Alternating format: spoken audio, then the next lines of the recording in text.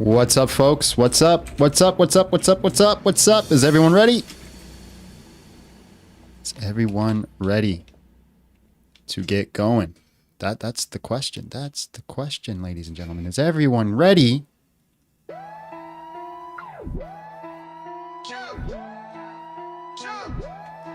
Just keep it real. Big John Steel. Tell me how you feel. Convince me where the top go. Just keep it real. Big John Steel. Tell me To how go. you feel. Convince me Hello, where the everyone. top go. Jesus is king. My camera's all messed up because I was doing things. Jesus is king. Big John Steel.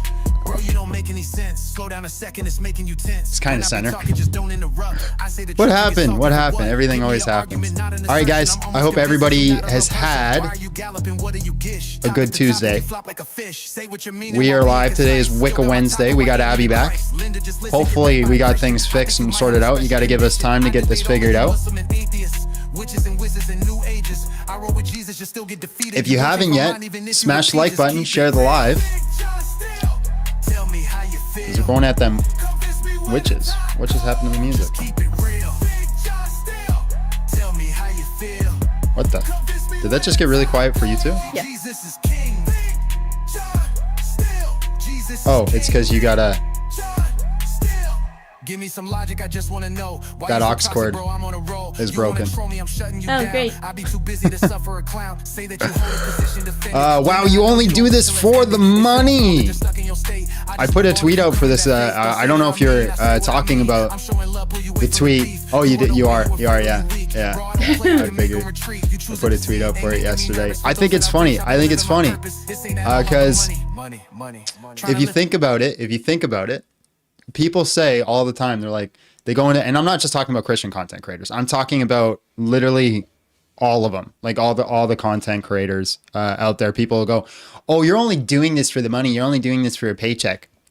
And I was thinking about it. I'm like, could you imagine somebody opens a coffee shop? And yeah, imagine going to the coffee owner. Absolutely. Someone opens a coffee shop and then you walk. This is going to drive me nuts. Look how much free space I have on this side now. I don't know what happened to my camera, but all of a sudden it's like, You look center to me. Oh, I am center. Yeah, I think you're just messed up because I'm filling the space now. True. Wow. Wow, look at you. So you're so, well, I'm not fully center because this is where I don't think I'm smart. I think that was just obvious. This is where I normally sit. And see, I'm not center. Yeah. Slightly. Yeah. So now I have to scoot. And this is not where, see, it feels weird because this is not where I normally sit. No, not where I normally sit. Anyways, imagine somebody opens a coffee shop. I got to turn that off. Everybody's looking at it. Do you want me to click the go live button? Not yet. No, I'll Okay. tell you when. Okay. So somebody opens a coffee shop and then you walk in and you buy a cup of coffee from them and you say, you're only selling coffee for money. That's the only reason you're doing it. You don't have passion. You don't have love for coffee. You're only doing it for money. And I just like, here's the thing. If that was the case and you really believe that, why would you buy a cup of coffee from them? That's the first thing. And so I think it's the same thing with like content creators. It's like, they're only doing it for money and and I hate them and they should be gone. And it's like, okay, well then why are you consuming their content? Listen, it's the simplest thing. If you want to get rid of a content creator, it's the easiest thing to do. All you have to do is, guess what? Don't watch their content. Like if you want to get rid of a coffee shop, guess what? All you got to do, don't buy their coffee. It's that simple. With that being said, let's oh, my old age. Let's do a quick little prayer and let's get into it. Lord, thank you for this day and the blessings. Thank you for this live. Thank you for the ability to communicate with people around the world in such a safe, easy way, a way that I'm sure the apostles would have loved to have. Lord, as we do this topic today, again, it's not something I'm entirely sure you want us to do, because if we could change the hearts, then we wouldn't have to worry about this topic. But at the same time, Lord, I feel driven to do this.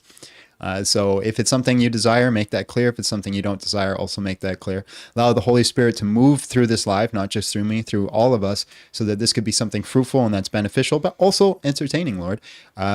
We like to be entertained. We're sinful creatures, and you're good in everything that you do. We ask that we put it in your hands so that you do your will with it. I ask this in Jesus' name, amen. In the name of the Father, the Son, the Holy Spirit. With that being said, guys, today's topic is abortion should be illegal. Prove me wrong. Win a taco. You can join by clicking the tiny URL .com/Big John Steele. Password is going to be 12345 if you want to get in. Abby, you can click live on the shorts now. Style Rail Woodworking came in with $2. Says, "How dare you do a job for money? How dare you? How dare you work for your money? You sinful, horrible, awful man." You sinful, horrible, awful man. So Abby's running the chat, by the way. So if you see me talking in YouTube, that's Abby. Well, I also pulled it up on my phone. Why? So then I can talk as me. Oh yeah, you could do that too. Yeah. Yeah, there you go. But then I have the power from you. What happened to the title? What title? You got me concerned. What did we do? What happened? Stop. We are technical issue 101 over here. What happened? What happened? What do you mean? What do you mean? Brian. Brian. Brian. Brian. What do you mean what happened to the title? Brian. It looks Brian. good to me. Brian. Brian. Whoever Bert is, did you put in BERT for Bert? No, Oh, I would never do that. Okay. People just like to misspell things. Did I ever fix my CPU overheating? It wasn't overheating, it was overloading. And yeah, I figured out what the problem was. It was the video signal I was sending. I don't see a problem with the title, so Okay. I think Brian is just Messing with me. messing with you. Hello, how are you? And just real quick, how old are you? I'm Jason. I'm 20. All right, bro.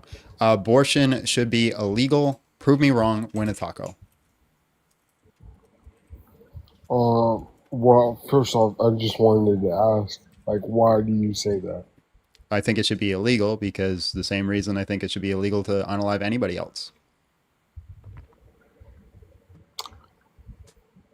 But what about in like a early stage? It doesn't matter as long as it's still a human. I don't think we should unalive it. I don't think we unalive people based off their stages of development. Um,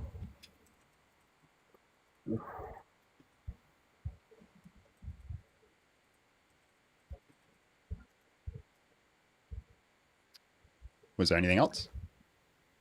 I don't know. I'm like my brain. I'm having a huge brain fart right now. All right, man. I appreciate you coming up. God bless and have yourself a great day. All right, man. Yeah. God damn it. Are you able to get those times now? Yep. Awesome. Awesome. It's a good thing I'm a fast typer. Well, Rick was begging to come up, then I clicked come up, and then he's not. Oh, there he is. Beauty. Thought you were running away from me, Rick. Hello, how are you? And just real quick, how old are I you? primarily So, kind of I agree need with you, I need to but, know like, how old you are. Oh, 34. All right, abortion should be illegal. Prove me wrong when it's not. Yeah. So, like, what about in cases of rape or incest? Don't use or that. if Don't use it's that in word. the- Don't use that in word. the- We'll get banned. Okay, R or I. Okay. What about in those cases? I mean, honestly, Okay. What about what? primarily Okay. I would agree with yeah. you. So let me I just throw. thinking. Sure. Let me just throw this back at you. What about in the cases where it's just two consenting adults? Well, no, I would agree that it should be illegal. But I'm just saying, like, if it's between two consenting adults, right, and it's in the danger of the mother in order to have the kid, would that be so you're asking a way you're asking where three you would- different you're asking three different points, right? So which point do you want to do with the in grape? medical? Do you want to do in the medi- incest, or do okay, you want to do okay, mother's life just on life? one thing. Medical. I'm saying mother's life, right? That's the only case that I would primarily say that it should be legal. But wouldn't you agree with that? No. Especially, if the mother's gonna die. No. So Why? what? So here's what I'll say. is what you could do is if the mother's life is on the line, you could try to do life-saving procedures for both persons. And if by chance the child ends up passing away in the life-saving procedure for both persons, that's a natural consequence of just life, right? So you should do all things to save both persons, but you absolutely can do everything you can to save the mother. So for example, and let's say the mother gets cancer and she has to get chemo, you still do all the processes to try to save the child also, but the child ends up passing away while the mother's saving her own life. That's a consequence of life. Okay, so another question, if you don't mind. Okay, so if somebody were to go through an IVF process and those embryos were to be terminated, would that be a position of abortion? Would that be considered abortion? Not technically, no, but I still think it's the unaliving of an innocent human being.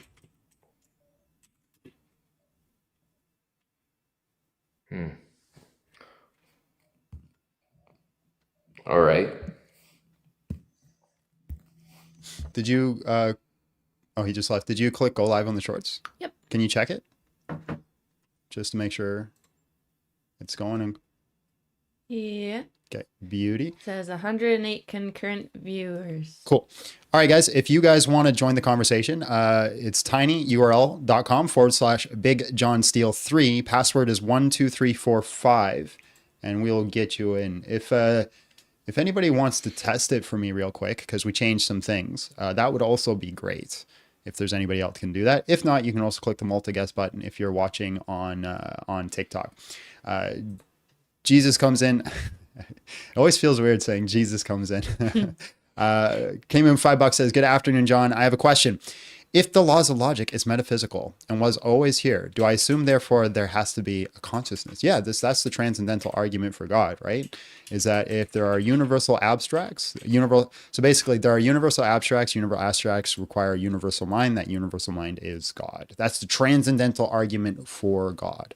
It starts on the presupposition that the laws of logic are eternal and then builds from there. And most people just hand wave it away as, I don't like presuppositional arguments.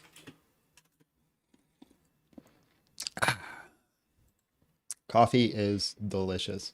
Guys, make sure you're smashing the like button, sharing the live, getting this out to the people that we need to. If you're watching on YouTube, just click the like button one time. That's all good. Also, the subscription button. If you're watching on TikTok, you should be smashing the screen. Smash it. Smash it. Smash it. Smash the screen. And if you're watching on Shorts, you could be doing that as well. Where's your taco? No child is unborn is innocent. What crime did they commit? What crime?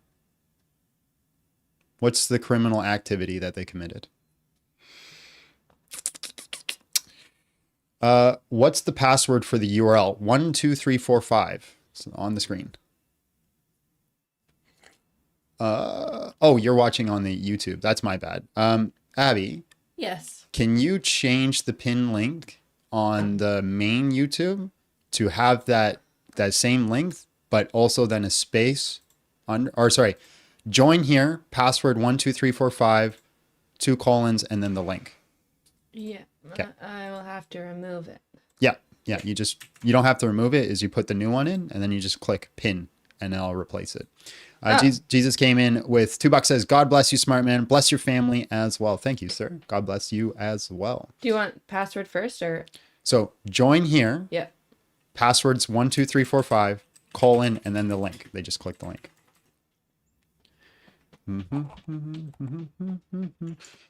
They can't outlaw what? I only need 2 more to fill up my punch card and get my 10th one free. Oh, abortion.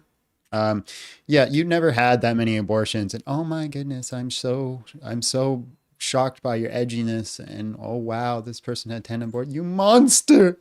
You monster! You monster! Original sin, not innocent. I don't believe in original sin. Nice try though. Oops. Oops. What'd you do? I accidentally ended the poll. Yeah, that's okay. You can post another one. I wanted it to go away. But not like that. Go away. All right, guys. Again, smash the like button, share the live. Oh, we do have people in the queue. I didn't even notice. Okay. Why can't I see them? Well, there we go. Okay. And look, I have this thing. You can't hear them now, and only I can hear them. Aldez, hello, how are you? And just real quick, how old are you? Yes, how old are you? Okay, let's bring you on. All right, bro. Abortion should be illegal. Prove me wrong. Win a taco. Yeah, so I mean, first off, I just want to know is there like any exception at any point? I No, mean, I'm an abolitionist. okay, so I would say there would be cases in which it would be permissible Okay. to have an Is there abortion. ever an exception to unalive a 2-year-old? So not a 2-year-old because at Okay. that point they have Right. agency. Yeah, so all I'm stating here, this is the whole basis of my claim, is that if there's never an exception to unalive a 2-year-old, I do not think there's ever an exception to unalive a child in a womb, unless you can show me the ontological differences. Well, the difference would be physiological and anatomical. Yeah, but if you're just saying physiological, a 2-year-old's physiologically different than a 25-year-old. So I'm talking like ontological differences that give one a right to life and the other not.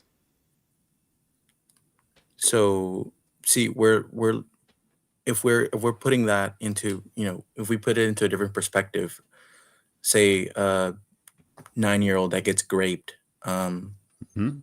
you know, you're pretty much imposing that she should carry that baby to term. Yes. There are people even like putting laws to even suggest that Yeah.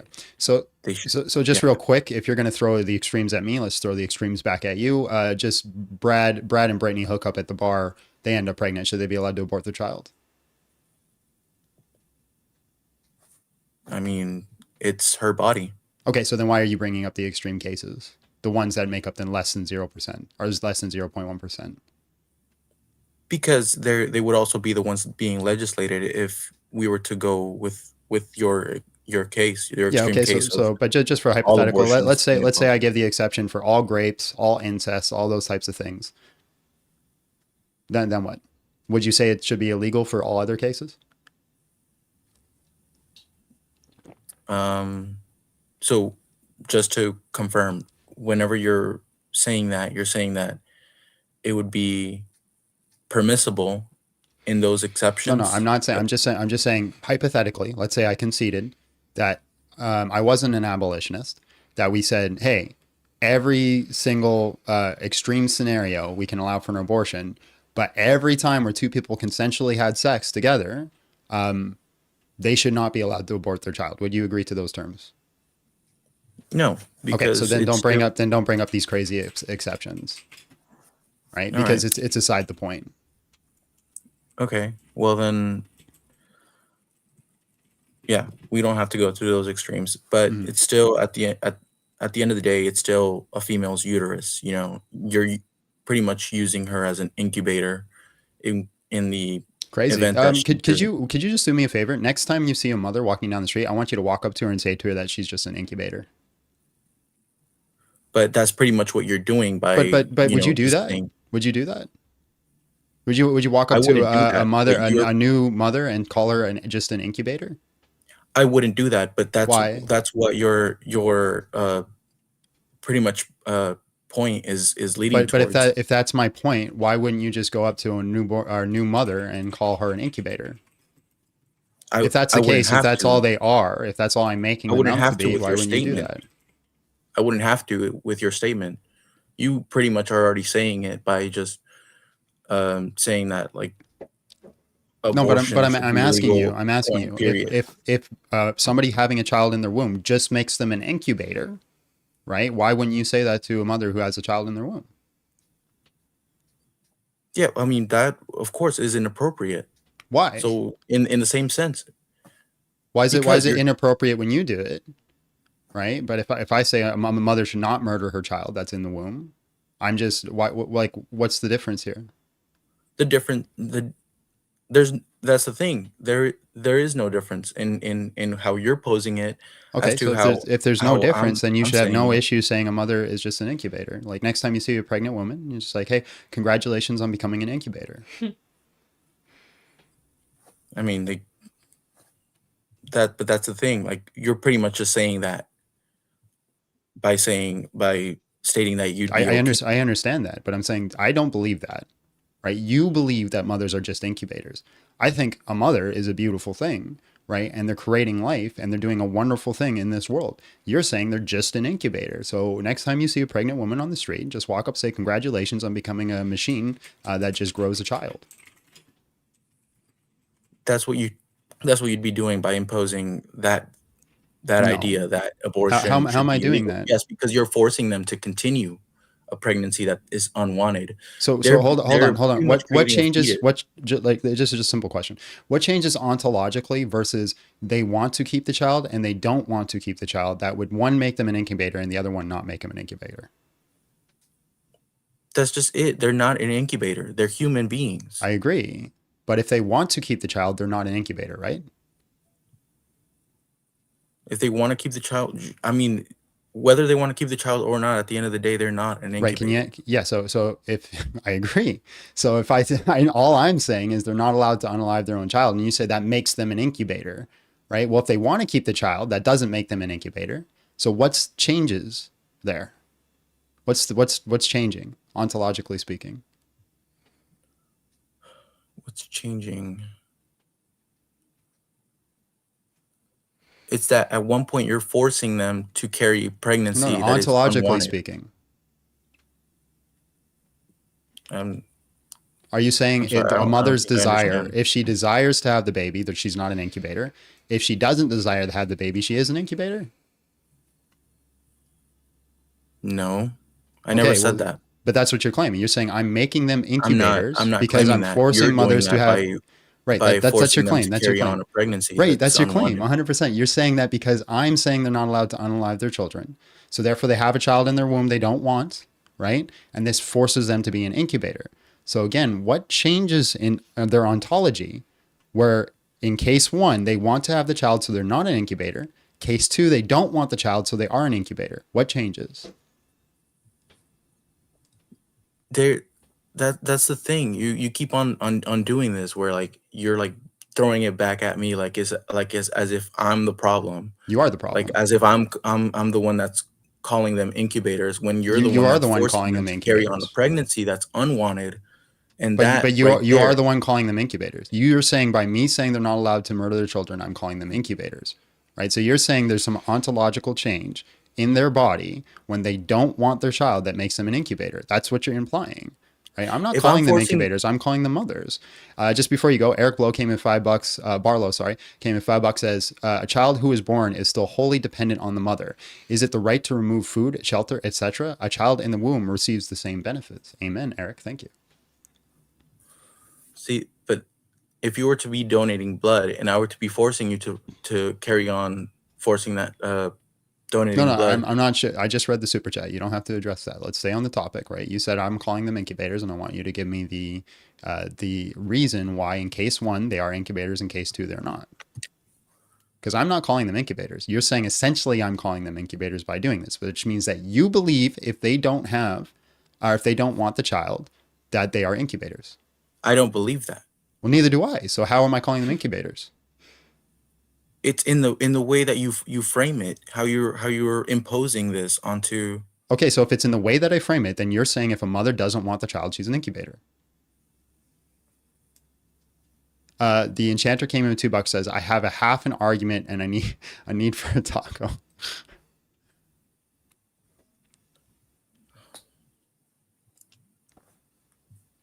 Right? Because I'm not saying they're incubators. I think they're mothers. Yeah, and I do as well. Yeah, they're mothers.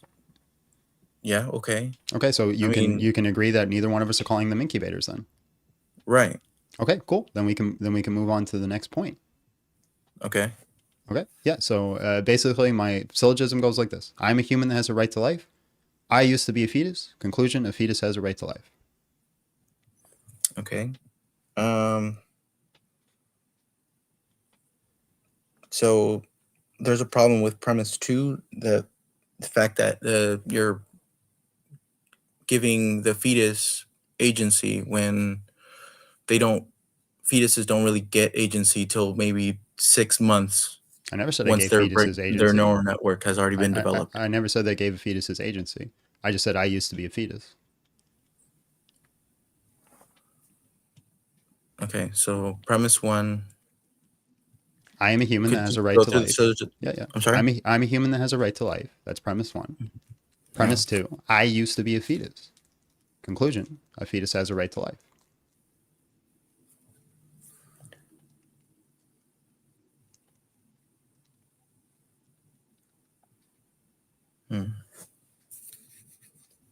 I'll have to think about that one. I haven't really looked into too much into logical arguments, so Yeah, so I can explain it to you, and you're more than welcome to look into it, and I appreciate you being honest about that. A logical argument is just when you have a premise and another premise, and then there's a logical conclusion that comes from. So this would be called a deductive argument, which the conclusion must come from the premises. An inductive argument where it's like it would seem like it comes from the premises. So here it's very simple, right? We're using the law of identity. So the law of identity is I am identical to me and I have said rights. The fetus is also identical to me, so therefore the fetus should have said rights. This is basically what we're doing here. yeah. Okay. Got it. But I won't Okay. press you anymore if you want to. Yeah, no, that's cool. Yeah, I'll have to think about it and then look more into logical arguments so I can come back in another time. Cool. All right, man. Well, I appreciate your time. appreciate God you bless for- and have a great day. All right, thanks, man. Peace. All right, guys.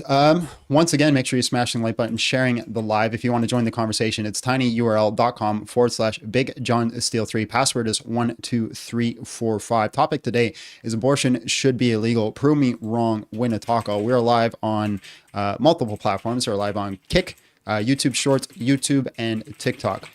So depending where you're watching is where you'll click the link. If you're watching this on YouTube, the link is pinned in the chat. If you're watching on the shorts, obviously the link is right here, but it's also in the description. And if you're watching on TikTok, you can join with the multi-guest button. Yeah, come up and convince me on whether or not it is murder.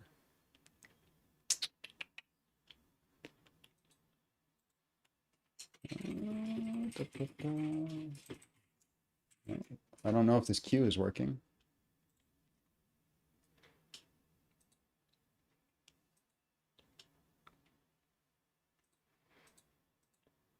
There we go. And then we'll just mute them just to be safe. And Bobbert, hello, how are you? And just real quick, how old are you?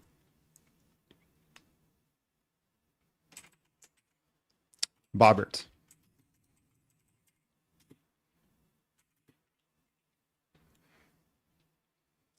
Bobbert.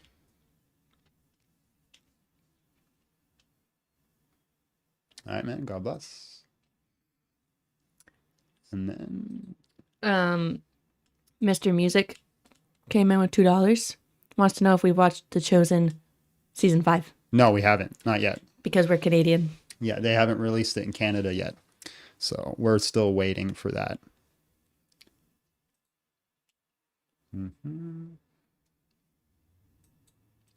Morab, hello, how are you? And just real quick, how old are you?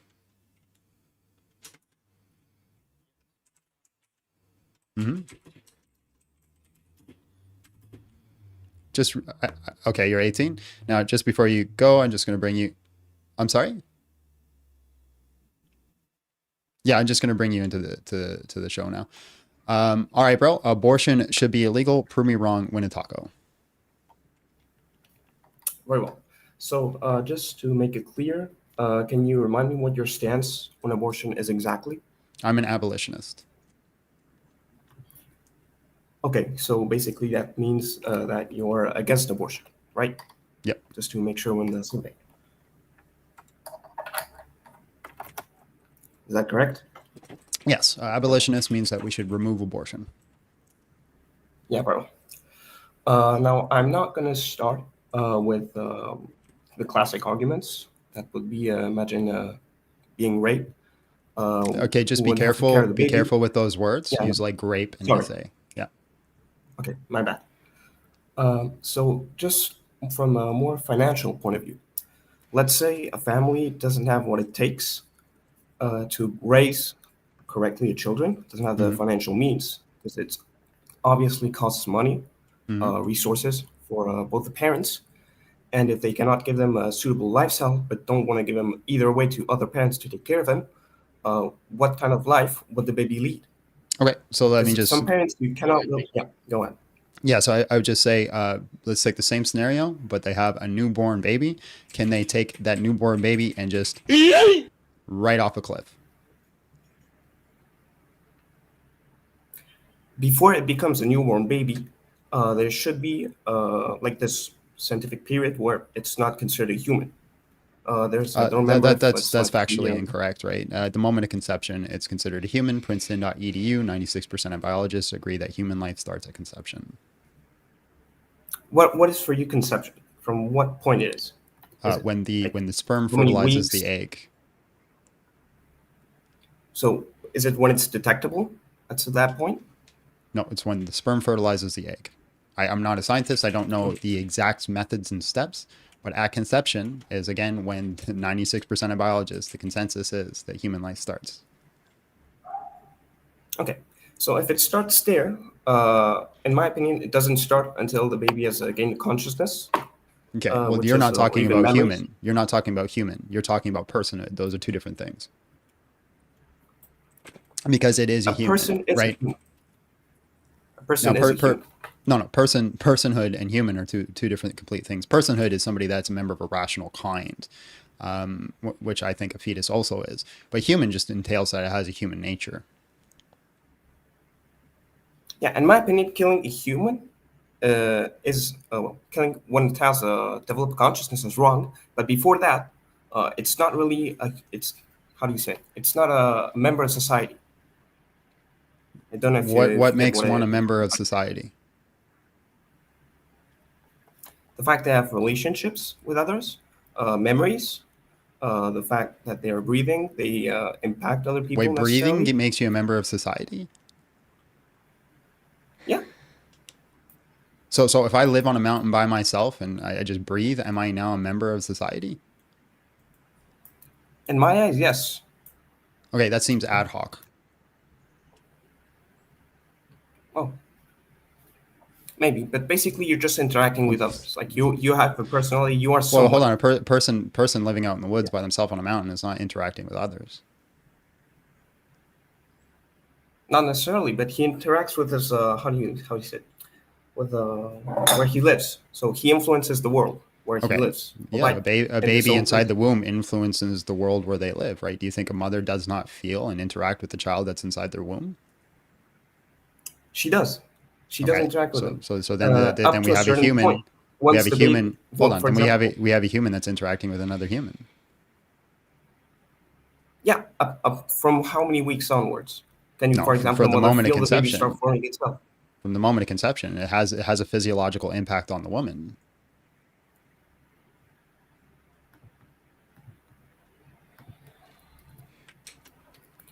At that point, I do not necessarily agree with you. I'm gonna be honest. Well, that's just science. You can't disagree with that. Yeah, so like for example, the moment conception happens, the woman is going to stop having her period. That's a Yeah, that is physiological true. difference. Yeah. So that's a human having a physiological impact on another human. So by your standard, it's a member of society.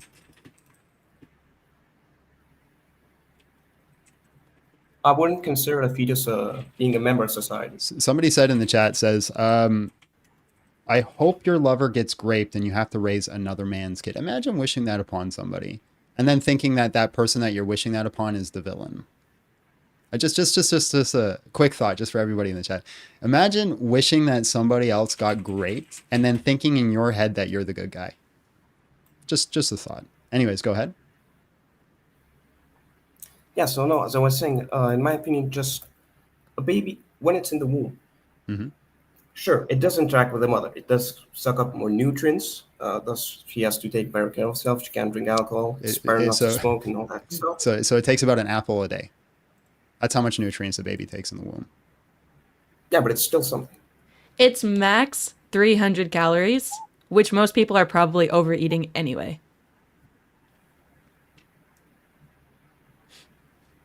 and that is a cost. For example, let's say Like, to you come should back to actually the be main point. grateful because now you're not overeating as many calories as you normally would. No, trust me, I'm not. I normally don't overeat. Maybe not I'm you. not talking about you, but it's Oh, like sorry, a sorry. granola bar a day. For the whole 9 months. Yeah, most people are probably overeating that anyway. I'm not talking about others. I'm talking about the mother. Like it's fine if people overeat or not. Like Well, it's their choice. but do you understand her point? Her point is that most of like the West is fat. Like, you probably don't need to change your habits. You're just going to actually be using less calories. Yeah, I understand that. But to get back to the main point, as I was saying, if you do not have the financial stability to be able to raise a children until they're 18, or at least they can Okay, but that's buy fine. themselves But I bigger. just put back the same analogy. If I wouldn't do it to a Yeah. newborn baby, then I'm not going to do it to a baby in the womb. If I don't have the financial means to take care of a newborn baby, I'm not going to yeet that baby off a cliff. So I'm not going to yeet the baby out of the womb.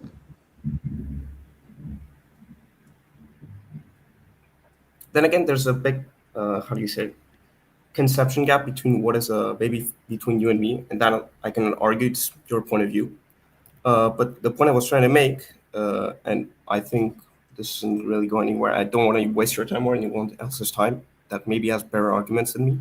But my point is, if people do not have the means to raise a baby, they shouldn't have a baby. Okay, well, And that's sometimes fine. accidents If happen. somebody doesn't have the means to raise a baby and is freshly born, can they throw that baby off a cliff? It's not. The society won't accept it. It's not acceptable. No, no, But I'm not asking sometimes, if yeah, society accepts it. I'm asking if you got to choose the law, right? And somebody did not have the means to take care of a child and that child is freshly born. Do you think they have the right to throw that child off a cliff? there's more humane ways of killing a child than throwing But him off a you cliff. think they should But be I would allowed say, to yeah, unalive their child? if they think they cannot give him a proper life to live, yes. Okay, so you think a brand new born baby, I just want to be clear and I want you to say it with your chest so everybody in the chat can hear it. You think a Yeah, brand sure. new born baby that's outside of the womb, if the parents do not have the means to take care of it, the parents should have the right to unalive that child. Yes? Absolutely, it is their choice. Get wrecked. Okay. Yeah, you're a All right, monster. But yeah, I appreciate your time. God bless and have a great day. no problem. We're the bad guys. We're the bad guys. Just make that clear. At least he's consistent. Yeah, well, at least he's consistent. I'm literally shaking. That's so sick, man. Oh, bro. Oh, man. And you just said it so calmly and like a psychopath. Do you want to tell the story of the crab? Oh, no. I want to forget about that. Yeah, same came in with $5. Says $5 for a cam on Bert. Had pets for Riot. No scammeroni money. $5 for Bert head pets. He's Bert- sleeping, Well, you can give him a head pat. You just can't pick him up. but they're not on camera. That's what they want. Can we wait till he gets up? He's dead. He's asleep. You're negotiating with Abby here. All right, let's bring in the next guest.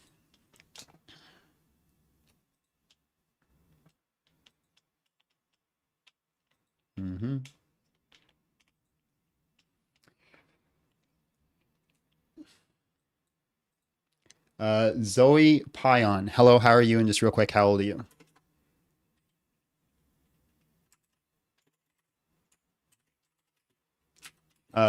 Zoe Pion. All right, God bless.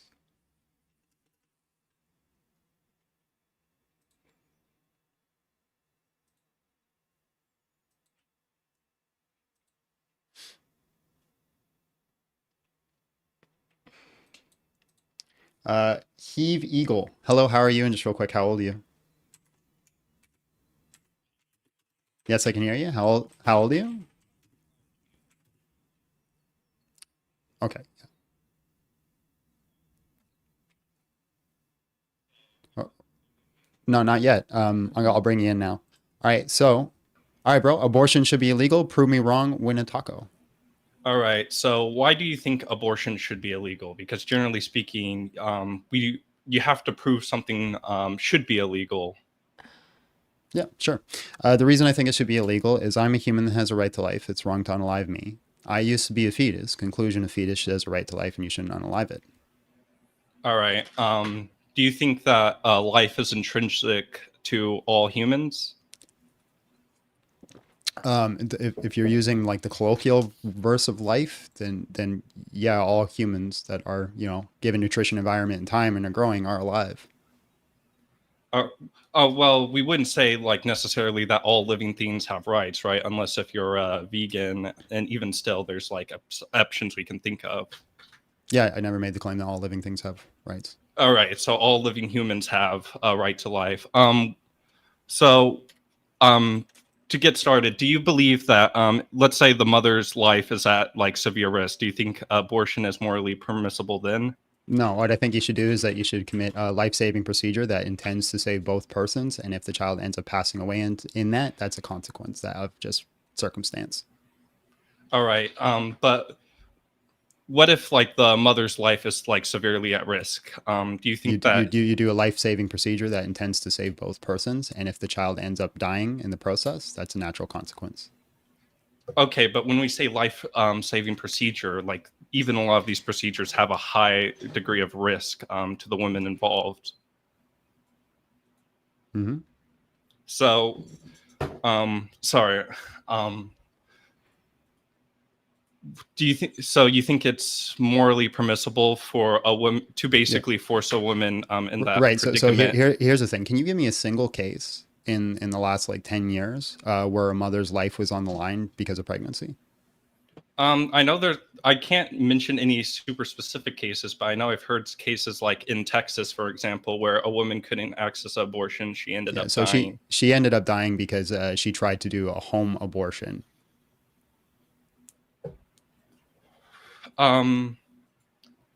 Sorry, one sec. I can look up a case real quick. Cases. Dead Rising came in with 4.99. Says, I also think it should be illegal, but please stop bringing these mental psychopaths in. They are making us look bad. Not be illegal. Yeah, and I also can't figure out who's a psychopath and who's not. Oh, not be illegal. Yeah, sorry. Sorry, I don't want to just stand here and like find a specific case just because I think that would be a waste of all of our time. Here's the thing. Even if there are some cases, they're super, super, super rare, right? I just throw back at you. What about just Brad and Brittany who hook up at the bar? Should it be illegal for them? I don't think it should be illegal, but I would just then we shouldn't bring up these outlier cases. We should focus on the normative. Dylan came in. Sorry, just real quick. Dylan came in with $5. Says, when your enemy tells you what they are, listen to them. The pro-choicers, sodomizers, and atheists will never win. Sorry, bro. Go ahead. Well, I think outliers are important, right? For instance, I would say that like killing another human being is wrong, but if someone brings up self-defense, that's an outlier that disregards the rule. You think smurder is wrong, right? Oh, sorry. Smurder. Yeah, but smurder is a specific category that it all excludes self-defense. Most people agree with that. So it's not unaliving another humans are wrong. It's unaliving innocent humans are wrong. Sure, but we can even think of like scenarios where like it might be where you have to choose between your own life and the life of other people, right? Like for instance, if someone's drowning in a lake and you can't swim, you don't have a moral obligation going to swim. Yeah, you're not ending a life there. You're just not saving a life. I understand what you're saying from like a proactive, but at the end of the day, the consequences are the same. The outcome is still the same. Yeah, that's a utilitarian point of view. I'm not a utilitarian. Would you say that we can think of any scenario where like other lives are valued that are non-human? Like let's say we found like another species that had a level of sentience as humans. Yeah, so anyone that's a member of a rational kind would have the same value. Maybe not the same, but like equal. Ian came in with $2. Says Porsche Negamezis and Porsche. I don't know what that means, but thank you for the $2. So essentially, my argument is going to be that especially during the early phases of pregnancy, a fetus doesn't have the rational capacity or any conscious capacity. Therefore, I don't really view them as moral, having moral, a moral impact, such as with fully developed humans or babies or even fetuses in late term. If So that they're makes not. sense. So your argument is they're not conscious, so they don't have rights. Yes. Okay. So when I go to sleep, I'm not conscious. Well, you have the capacity for consciousness. Okay. So if they develop a brain but they never actualize their consciousness, do they now have rights? No. But they have the capacity. Well, if they never actualize it, then if they had the ability to actualize well, I would say that you have to first actualize the consciousness before we start giving you rights, if that makes sense. You have to actualize the consciousness before we start giving you rights. So then it's the Yes. consciousness.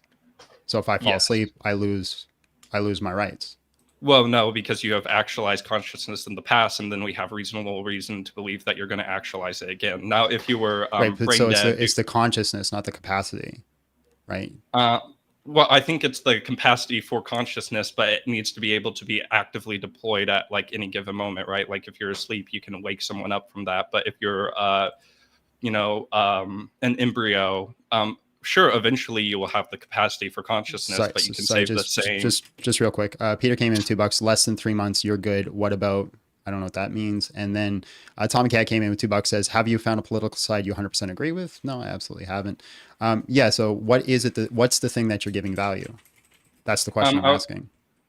I would say the ability to deploy consciousness at any given moment. Okay. So somebody who's developed all the components to actualize consciousness, but never actualize consciousness, right? They have that ability, but you say they wouldn't have value. It depends what you're asking. If someone has a fully developed brain and then they can actualize consciousness at any given moment and they just haven't, then like I would say they would have value. But I want to make that distinguishment from like saying an embryo has value because eventually it'll actualize consciousness, because I believe that's not what same. I'm saying. I'm saying they have the components, they develop a brain, but they never actually seem to actualize their consciousness. Do they have the same rights I do? Do we have reasonable suspicion to believe that they will actualize their consciousness? They just have all the components, all the ability to actualize it, but they never do. Like it's 30 years, they still haven't actualized their consciousness. I would say that they do have rights, but I'd say in like a real world scenario, like this would never happen. Do they have the same rights that I do? Yes, but in a real world scenario, this would never happen. It's okay. An interesting. So hypothetically speaking, then we could develop, because this is a real world scenario. We have this method called CRISPR. We could develop a whole bunch of humans that never actualize their consciousness, and they would just lay there in beds, and they'd have the exact same rights that we do all the time, simply because they had the components for consciousness. You would say they. Well, have the no, same rights. They would have like but they would never be able to actualize it, because in the CRISPR we prevent actualization. No, they have all the components.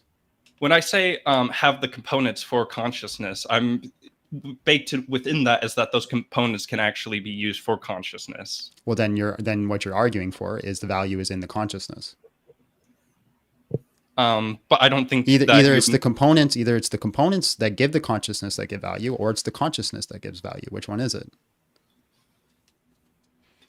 The ability to deploy consciousness at any given moment. So sure, if you have the components, but if those components are never used, then you don't have the ability. But the components do have the ability to deploy it at any given moment. They just don't. Do they have the same value? Well, if they never do, then they don't really have. Then you're saying that the consciousness is the valuable thing. Do you understand the dichotomy you have here? I know. Because you're stating that there's two methods that give you the value. You say you have to have the components, plus it has to actually actualize. And then I try to put you in a situation where it's like, does this actually give the value? And you're kind of saying, no, it's the actual ability to actualize the consciousness, which seems that you're putting the value on the consciousness, but you're adding this ad hoc stipulation so that way you can justify killing children. Well, even if we want to say that the components early on in like embryos and things like that, they don't actually have the components to deploy consciousness. Well, that's an assumption. We don't know where consciousness comes from, but let's say that's the case. you're still making the argument that it's the components that give value, not the consciousness. So if we have something that has the components and doesn't actualize consciousness, then you'd have to say it has value. If you say no, well, then it's the consciousness that you put value on, which is going to lead to a whole bunch of problems for you. I think that there's this miscommunication occurring right now. When I say have the I components understand what you're baked saying. in with that, well, with your CRISPR example, if we developed human beings that had the components but never actualized that consciousness, I wouldn't say they have rights. But that's because when I say have the components for consciousness, baked in that assumption is that they have the ability to deploy that consciousness. Right. So then If the they don't have value that you're putting ability- on, then the value that you're giving is the consciousness, not the components. Because if all the components are there, but it never has the ability to actually actualize the consciousness, then the value you're actually giving to the individual or the being is the consciousness, because the components without consciousness are not valuable. I agree, but I wouldn't say that consciousness has to be active at all points in time in order for that value to exist. Right. I agree. The value comes from the potential future consciousness. Well, when you argue for potential future consciousness, then why don't we apply that argument for like eggs and sperm, for example? Because they do have the ability under the right circumstances to develop consciousness. So eggs and sperms do not have the ability to have potential future conscious. They are parts of beings. They are not distinct beings. Rebecca came in with $2, says, I want to chat with you. Is the queue long? Yes, it's long. But even if they are two separate parts of the beings, if those two separate parts meet, then they do have the ability to have consciousness. No, they don't. When a sperm and an egg meet together, the egg dies off and the sperm dies off. They do not have the ability to actualize consciousness. Well, they don't die off. They like become one sort of thing, which becomes its separate organism. They die off. There is no more sperm. There is no more egg. It ceases to exist. The Catholic Defender came in with $2, says, are Catholics Christians and can be abolitionists? Catholics are Christians and they should be abolitionists. I disagree with the term dying off. When you say something dies, it means very particularly that it ceases its biological function, or like it ceases operating. But the sperm and egg don't die off. They become. Right? The sperm carries the genetic code that is the male. The egg carries the genetic code that is the female. When the two join together, there's an implantation, and then you get a new genetic code that is distinct and it's not part of the parents. It's its own genetic code. It becomes a distinct human being. A sperm doesn't have the ability to actualize consciousness in the future because the sperm's genetic makeup completely changes to a completely different thing. The sperm ceases to exist. Right? If you take my sperm out of my body, it's going to be my genetic makeup, specifically me. It's a part of me, right? But if you take a fetus outside of the mother's womb, it's going to be distinct. It's going to have its own genetic makeup, its own code. It's going to have human parents. It's going to fit all the qualifications of being its own distinct human. All right. Just real quick, I'll let you go. Dorman TDBS came in with $10, says, the moment the government pays for the birth, the 6-month rehabilitation back to your normal state, I'm raising the kid, then yeah. And the pregnancy time, then sure, I can be okay with forcing birth. Yeah, I'd be okay with the government doing that as well. But even if they don't, I don't think you should have a right to unalive your own child. I guess not to get too hung up on the sperm and egg analogy. If we could just continue to debate about it, but I guess my final question before I go is, so if the ability to deploy consciousness is what matters. Let's say there's like a timer for 60 seconds, and if you press a button, it prevents a human from being formed that has consciousness, but if you don't press it, then that human will be formed. Would you say that it's immoral to press that button? There is no human at this point? Yeah, there is no human. Yeah, I'd say it's amoral. All right. I don't think it's moral or immoral. All right. I guess I don't want to waste your time. Nice chat. I don't think abortion's one of those issues that is very meta ethical, so I don't think you can necessarily disprove it or anything like that. But all right, man. Well, I appreciate your time. Appreciate you being cordial, and God bless. Have a good day. All right. Yep, you too. Thank you for the $1.99 Itagi and Ewan Bruz. How you doing back there with the timers there, baby? I'm doing great. You're doing great? Yeah. Awesome. Thanks for contributing. Remember, you got your soundboard too, if you want to use it. Yeah. But everybody's been great today, so except for that one guy. I'm still shaking over that one guy. That's crazy. Yeah, it's pretty messed up. That was really messed up. All right, guys, make sure you smash the like button, sharing the live. Let's just get this out to the people that we need to get out to. You can join here by tinyurl.com/BigJohnSteel3. Password is 12345. Topic today is abortion should be illegal. That is my stance. If you disagree with me, you can come up. But yeah, let's bring in the next guest. Let me just make sure I mute.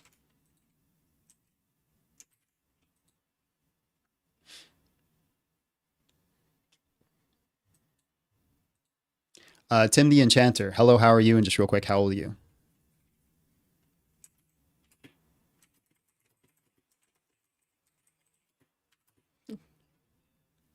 You're 30? Okay, just give me 2 seconds and I'll bring you in. All right, bro. Abortion should be illegal. Prove me wrong, win a taco. All right. Now, I feel that many of our points align on the entire abortion topic. However, I do feel like there are, while very few and far between, some extreme scenarios where it should be morally permissible to have it, where for the health of either the mother or the child, to be able to not have that burden upon them. Okay, so let me Due just ask. to Let me health, just ask for a specifically. clarifier real quick. So then Brad and Brittany hook up at the bar. They end up pregnant. They should not be allowed to abort. This is your stance. Yes. Okay, go ahead. What's your argument for the exceptions? Now, for my argument for the exceptions, is that if it is going to be 100% detrimental to the mother, no matter what they do, either the fetus has gotten to a point where it is going to unalive the mother. Okay, so Due mother's to life, complications during pregnancy and things like that. Yes. Okay, so do you feel like there would be an exemption for that sort of thing? Yes, I heard the exception for what you were saying previously with the preferably a life-saving surgery for both, but let's say that it is pretty much it is already strangled itself practically within the fetus. It is too late to be able to operate. There are very few signs of life that you can be able to account for.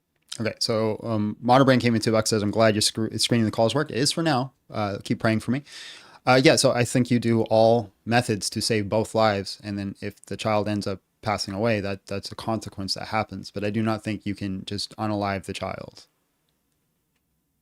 Now, what about now, I understand that it is a very sensitive topic and things like that for people,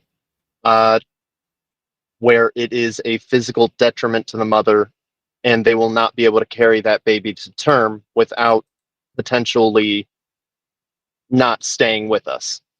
Yeah, I just answered after the fact. I just answered that question. You do all procedures to save both Oh, no. lives, and if the child ends up passing away, that's a consequence.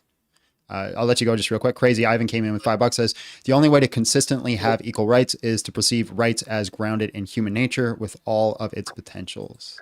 I agree. Go ahead, sir.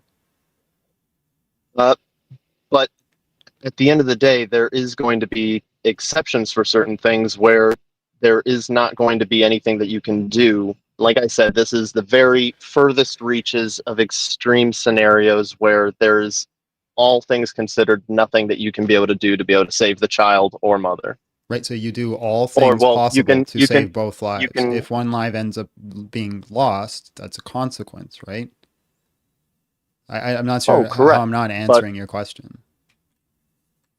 I feel like, okay, here's where my perspective was going with it.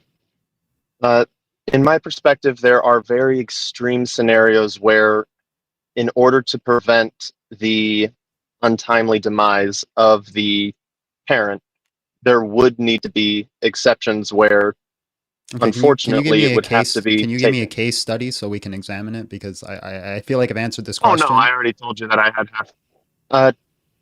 Well, then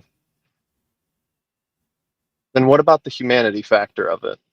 What's humanity factor? Where, like, at some point there is a humanity element to the fetus that is either given to it or anything else like that, like the entire 3-week argument.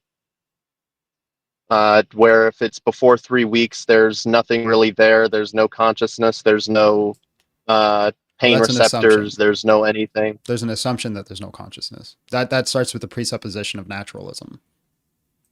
The Catholic Defender came in with $10, says, what are your thoughts on abolitionists rising, dividing abolition and movement from claiming that Catholics aren't Christians and can't be abolitionists? I don't know. That's a fair question. I'd have to look into it more, but I can't answer it honestly.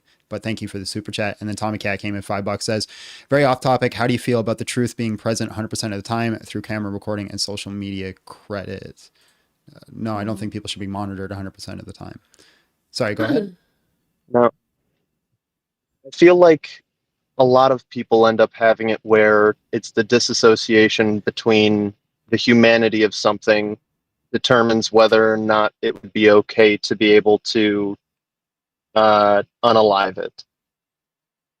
Where, like, at some certain point, it becomes... This is pro you, by the way, for now. I'm saying that people kind of disassociate things with pregnancy and things like that because there isn't a humanity element to it. Like, we kill I agree. we with you. unalive animals in order to be able to eat and things like that, and so therefore, because we don't have any humanity element attached to this, right? This is it what ends this is up what becoming Smittler easier for us to be able to. This is what Smittler did with the Jewish people. He called them rats, right? He took away the humanity. Oh, it's taking away the humanity from people in order to be able to do things. But in my mind, I feel like there is a certain point where either the parent is, let's say they're all of 60 pounds and are unable to carry the fetus to term without having it where they will die themselves. Right. So again, you do everything you can to save both lives. And if the child ends up passing away, that's a consequence, right? This is, I don't know how I'm not answering this question, but what you do not do is you do not go unalive someone. Are you valuing the current life of the fetus more than you are valuing the current life of the person in front of you?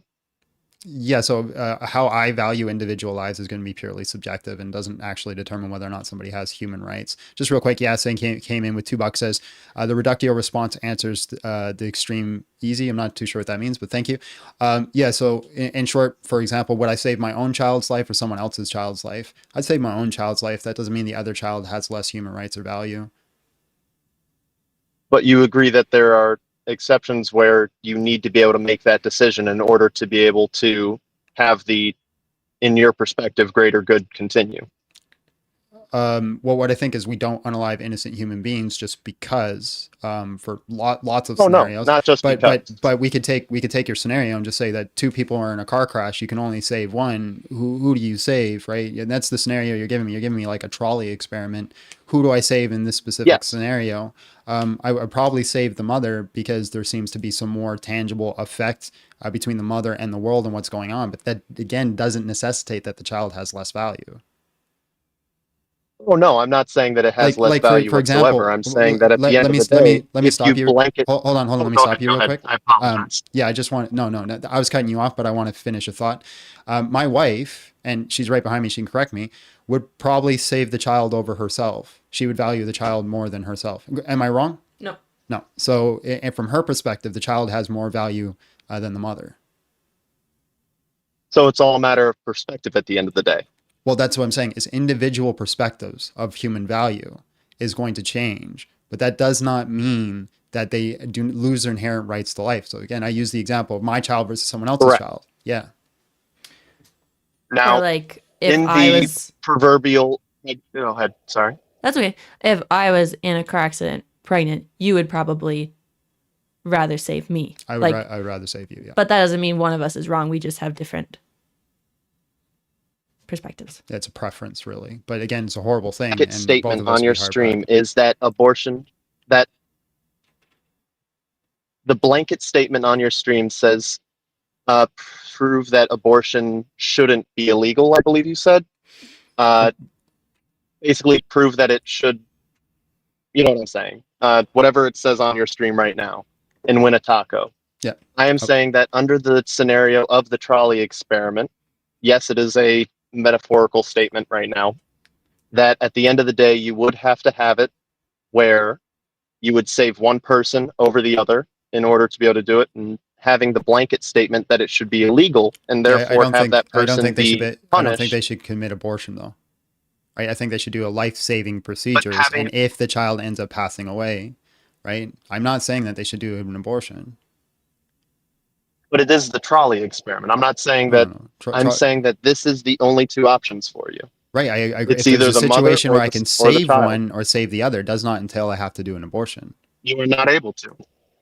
You are not able to. It is the trolley Right. experiment. There is either one or I the other. understand. But abortion is a procedure where you go in and end a life and remove it from the womb. It's the specific termination of the child. Right. What I'm I saying is you agree. do a life-saving procedure for both. And if the child ends up passing away, that's a consequence. I'm not saying you can do an abortion. But I am saying that the blanket statement that under these extreme scenarios that it should be illegal and we should punish the parent would be false. Right. So you're not choosing to end the human life in this scenario. I'm saying you're choosing to try to save both lives. And in the process of saving both lives, one ends up passing away. This happens. This happens all the time. And outside of abortions or I feel children like too. I feel like we have very similar yet very hairline adjacent perspectives on things, and I can understand that. Okay. But the trouble is that I'm trying to backdoor to get a taco. It's the it is the ultimatum scenario where if you had to make the choice between either aborting the child or saving the mother, and you had to make that decision, the blanket statement that all abortion should be illegal would not be applicable. Yeah. So for And one, therefore I win a taco. I don't think there is a scenario where you have to abort a child to save a mother. I don't think that exists. I feel like that. I haven't done enough research into this. Like I said in the comments and all that, I have half an argument and the need for a taco. I appreciate the honesty, man.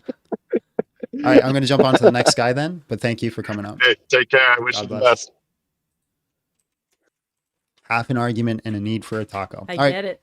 All right, guys, make sure you're sharing the live, smashing the like button, doing all the things that you need to do. Also, remember, guys, if you want to support me, support my ministry, our ministry now, she's joined us. You can do so on Patreon. Link is in the bio. You can also do so through Super Chats, whatever your means is. And if you can't, hey, still God bless you for being here and just participating in the live. Are you cold or is it just me? Just you. Okay. I'm wondering if I'm cold or if I'm shaking because of the conversations. These conversations really kind of get under me. Let me mute so I can bring in the next guest.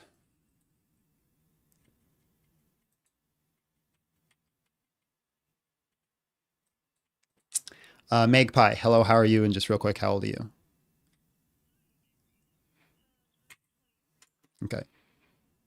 Okay. Okay, so just don't go yet. One sec. All right. All right, abortion should be illegal. Prove me wrong, win a taco. Go ahead. Yeah, it's to me really simple and actually by law. If you look at where I live in Missouri, the voters passed to have abortion be legal, and then the Missouri Supreme Court blocked it. So they're not listening to voters, and it's a legal issue in my viewpoint here. And it's really clear that the people's voices should be heard, and they're not. Yeah, that's aside the point. I'm not going to argue political systems and how it works. My topic today is that it should be illegal. Crazy Ivan came in with $5, says firemen are not able to always save everyone from burning buildings, but they can save as many as they can. Thank you, Crazy. So are you saying, though, it should be illegal even against the voters' wishes here? Yeah. So you're saying that voters shouldn't be heard as long as your beliefs are? No. So, but you're okay with the Supreme Court banning abortion in the state of Missouri? Yes. What if it was the exact opposite? You'd take problem with that. It should be against That's just Yeah, so strange. once again, I'm not interested in political systems and how it works. I'm more interested in the more metaphysical argument about whether it should or should not be illegal. Not whether or not the public square works or democracy works or what kind of political systems we should have. Ultimately, I would love to have a theocracy, not a theocracy that's imposed, a theocracy that simply happens because most people are Christian, and because most people would be Christian, they would just simply fall into the lines of this should be illegal, no matter what people say. Interesting. Okay. I'm willing to do a moral debate, I guess. So to me, I think, and I've heard this comparison that you've brought up multiple times here, is the difference between a fetus and a baby. And to me, that is very clear, a clear difference in terms of value. And we see that in all forms of life. For instance, like a dog and a tree have two very different forms of value, right? You'll place a lot more value in a dog than a tree. Right, A lot of people but are a tree and a cutting dog down have different trees. genus. I'm sorry, I didn't hear Tree you. and a dog have different genus. They're not part of the same species. So of I'm course just there's talking about different. life. I'm just talking about life. You can just use it the same between But I'm saying it's many different things. disanalogous because a fetus inside the womb is of the same genus that we are. And I'm talking about value. And the two things, though, that to me is what gives a life value is awareness and ability to act upon that. Okay, so if I fall asleep, do I Or lose rather, my value? Independence and awareness. Those Okay, are the two things so that if I create fall value. asleep, do I lose my value? No, because you have the ability, the current ability of waking up at that very moment. You can survive independently and you can have awareness. You even have awareness when you sleep. If someone walks into your But room, do you not wake what up? I'm trying to determine is where you actually give the value, because you can give a whole bunch of categories that seem ad hoc or are arbitrary, simply to give a specific definition towards a thing. But we want to see if you have a consistency in value. So if you're saying it's the ability to actualize consciousness, right? Nope. Well then, Nope. okay, so That's it's not not what I the said. ability to actualize consciousness. Then is it It's consciousness? it's independence and Okay. self-awareness. Okay, so if I am somebody that is not independent, I'm hooked up to a machine and I require someone to take care of me and I fall asleep, do I lose my value? If you just fall asleep, no. If you have no mental awareness and you have previously stated your wishes, I think it's a completely different because you have the ability to state The your wishes. problem is I'm not independent and I'm not conscious. So why do I have value? Rebecca you came were in in a with coma, $5. Sorry, just real quick. Rebecca came in with $5. It's 2:30 a.m. in Australia. I'll donate $100 to move up the queue. Haha, just shooting my shot. Unfortunately, Rebecca, I appreciate the offer. I don't have the means to move people up in a queue because I have a new system that prioritizes first come first serve. I can't change it even if I wanted to, but I appreciate the offer. Sorry, go ahead. Oh, I was going to let you continue your thought because you were speaking. Oh, yeah. So I don't remember what I was saying. That's okay. We were on value. Yeah. So the value, if I fall asleep and I'm not dependent, what gives me value? It's your inherent ability to be alive at that moment. And now Well, it is different. You're right. If you're I'm on already machines, I think that alive. does So decrease a person's value. sorry, I got to stop you because I am alive, but so is a fetus in a womb. So what do you mean when you say alive? Alive as mean any kind of living thing. Like a tree is alive, right? This is Okay. what I'm using to base value. Literally So is all a living fetus. things have an established value. And then what affects that value is their ability to be independent and their ability to be self-aware. Okay, but again, if I fall asleep while being hooked up to a machine that's keeping me alive, do I lose my value? Because I'm not You lose aware. your value by not being independent. Yeah, absolutely. Right, but I'm not independent and I'm not aware. So do you have the right to unalive me if I fall asleep? But you have the ability to be aware at the moment that you wake up. That's different. Okay, so then one's the ability to value be you're aware. putting on is the ability to actualize consciousness. The components. No. So then if I have the components and I don't actualize consciousness, do I have value or no? What do you mean by actualize consciousness? So you're stating that I'm not conscious, I am conscious, right? So I have the ability to actualize the conscious. And from your perspective, I'm assuming, comes from like the brain being fully intact. You have the capacity to actualize consciousness. Mm-hmm. Okay. So where's the value coming from? Is it the consciousness or is it the capacity to actualize consciousness? It is I would argue the capacity in that moment to actualize consciousness. Okay, so yes, if 'cause it's capacity and I never actualize consciousness ever, like I'm just laying there, I have all the components, but I never actually come to fruition, do I still have that value? why are you never coming to fruition? We don't know.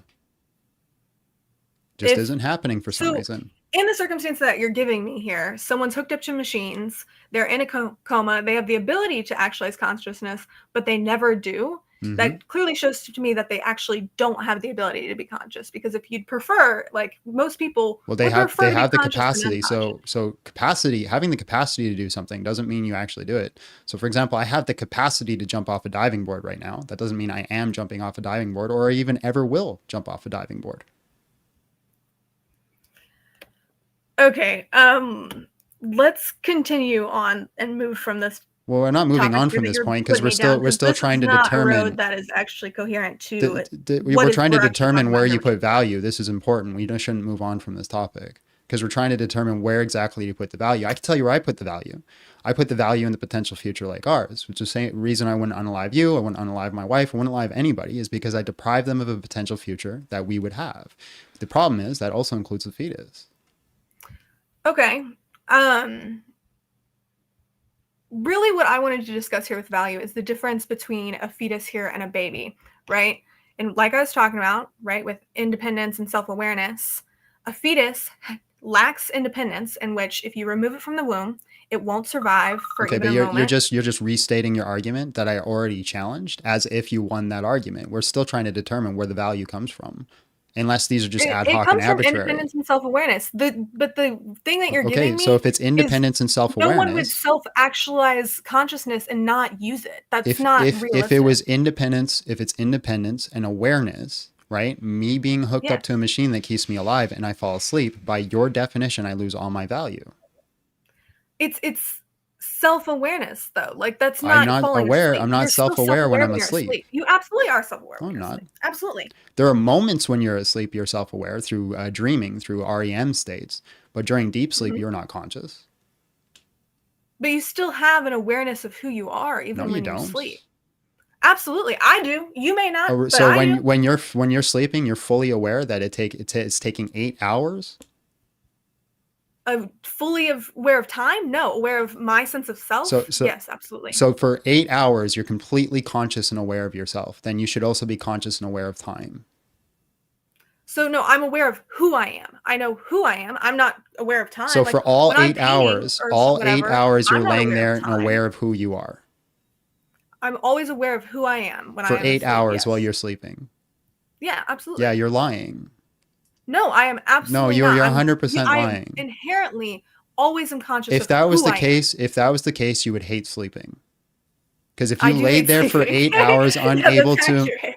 if you laid there for 8 hours unable to move, being aware of who you were, this would be torture. But I think you're misconstruing what quite I mean. Like it's just the ability to know who you are. And for Okay, me, so again, I if have it's nightmares when I ability, dream. But then you're talking about capacity. Then it's strictly the components. Do the components give you value? do the components of having the ability to be self-aware and the ability to be independent, that is what gives you value. As soon as you're hooked Right. up So to you're this just machine, ad hoc you have saying less that value. you're not clarifying your terms. Do you know what ad hoc means? No. Ad Feel free hoc to tell means me. that there's no purpose behind it. So Like you're not giving me a reason why those things are valuable. why independence and self-awareness are Or why valuable? you're not giving me a reason why it's valuable and also why it's consistent, because I can give you scenarios where I'm not aware and I'm not independent, yet you would still give me value. And then you went to a point where you're lying and you're saying that you're fully conscious for 8 hours. This is just I did no. not say I was fully conscious. I said If I you're am aware, self-aware. I have so my sense of self hold on. still. Do you require consciousness to be aware of yourself? Do you require consciousness? No, I don't think so. Then how are you aware of yourself if you're not conscious? How are you aware? I think you have an internal sense of self Through what? through your being, through your blood, through your heart, through your brain, which is still active when What? you're asleep. So how are you aware if you're not conscious? I just told you it's an internal. Your brain is always active. Then you're conscious. but your brain is still active when you're asleep. Not saying it's not, but you're aware, which means you're conscious. Okay. Yes. So you're making the argument right now for all 8 hours when you're asleep, you're conscious. No, I have never said that. I said you are self-aware. I think I'm going to move on, Magpie. Appreciate Okay, your but time, first though. I would like to move on then from this. No. For like independence, what about the people who are autistic and like nonverbal, cannot survive on their own? Oh, I think she would just say that they're aware, so it's fine. How would you know? Because they can move. That doesn't mean that they're. That's fine.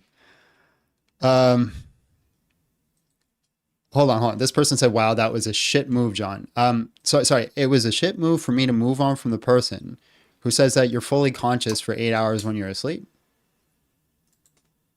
Just to be clear, we have a lot of people in the queue. Maybe we should bring up people that are honest.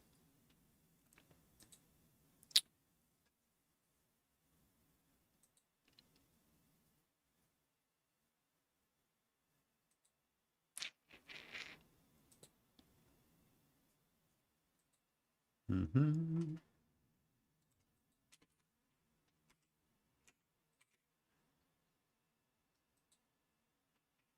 Wow. It's just like, how many of these do I got to click?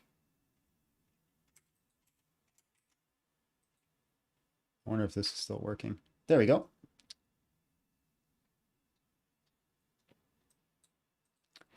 Beck, hello, how are you? And just real quick, how old are you? Okay, just give me 2 seconds. All right, abortion should be illegal. Prove me wrong, win a taco. Go ahead. Hi, I was the one that was going to pay $100 to try and move up the queue. So Hey, there you go. Worked out. Awesome. Yeah, well, are you going to send me $100 still? Or what?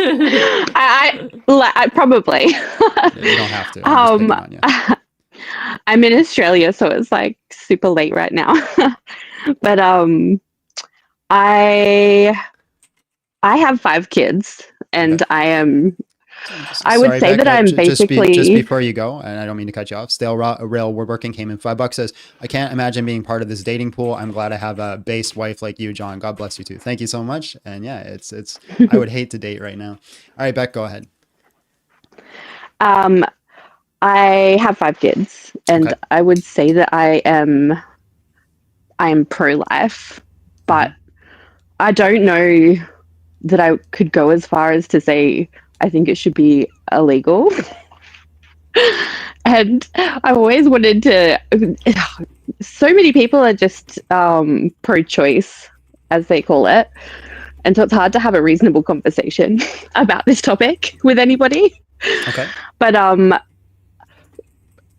lot of people bring up the whole grape situation as like a reason to terminate, and I guess something that I have a lot of empathy for is the fact that parental rights aren't terminated automatically in those situations, and it's not just the carrying of the child, it's like the constant having to face the perpetrator for the next 18 years or something.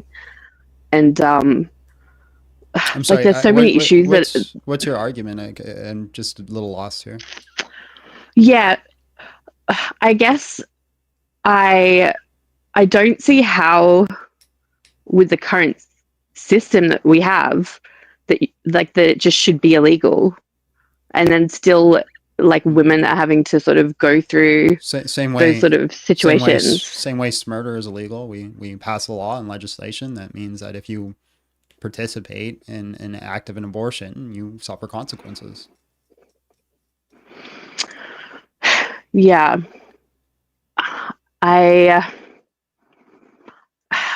understand that from I agree, because I wouldn't do it myself. If I wouldn't, I've got 5 kids, and the thought of doing it myself, it's not something that I would be able to do. Because but inherently, it's evil. Well, yeah, I can just imagine. Like, I know that it's like a new little human that's like my family that I'm going to be like Yeah. So getting then, rid of. But yeah. So if you wouldn't do it to your child, then we shouldn't allow it to happen to other people's children, right? Just like this, we can make the same argument. Like, I wouldn't starve my child, but you can starve your child. That's your choice. I wouldn't say that. I guess it's like there's so many systemic issues that need to be addressed first, like before that could happen. Like what? And well, like the fact that parental rights aren't terminated for people who grape women. Like that's Well, no, in people, like most people who countries. rape women, their right to life should be terminated. Yeah, but it's not. But it should. And so in the current situation that we have, and it's even like women who are. I have a friend that terminated. We can simply just argue that abortion and grape. Well, grape's already illegal, but I'm just saying both of them should be illegal. But you're arguing about what the consequence should be in that scenario, and that's where we haven't got to that point yet on the consequences. We still must determine whether or not it should or should not be legal before we get to consequences. So you like if the parental rights aren't terminated for somebody who's doing that to a woman, and then the woman is potentially having to do 50-50 custody with this person, I can understand. I don't know if that's true. Yeah, you could Google it and see. It might be different in each state, but it's definitely not all over the US and in Australia as well.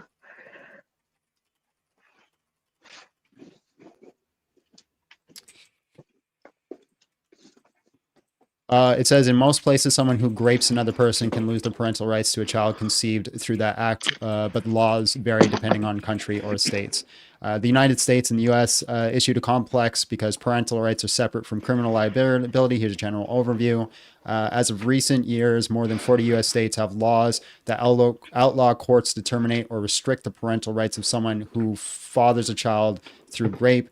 Some states require criminal conviction of grape to terminate rights.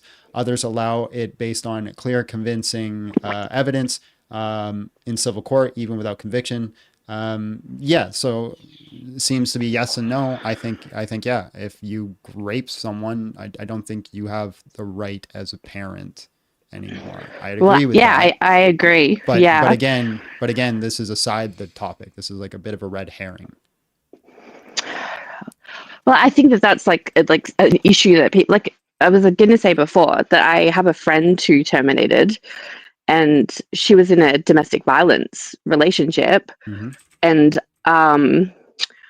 like once you've had a child, like she was on the way out of leaving that relationship, and she did leave that relationship, but you're like tied to this abusive person. And because that person hasn't necessarily abused the child, so I just think there's so many systemic issues. Here's the thing, right? Let's imagine that she had the child. It was 1 month old, and she was in that abusive relationship. Could she unalive her child at this point? No, definitely not. So this is my argument: is that if you wouldn't do it to a newborn, you shouldn't be allowed to do it to a fetus, no matter the circumstance. Yeah. That resonates. Honestly, it's just, I guess when you hear some of these compelling cases from like first person accounts from people, it can really like there's a lot of empathy there for how powerless women can be. You could just take that scenario. It's like, why did you unalive your newborn child? Because I was in an abusive relationship and it was terrible, and I just didn't want my child to go through that, so I threw him in a blender. Like, yeah, I'm sorry. I'm not as sympathetic when somebody chooses to unalive their child. Tommy Cat came in with $5, says this topic falls to surveillance. Sad truth.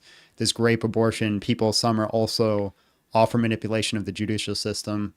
I'm not too sure. Maybe I just need better reading comprehension skills.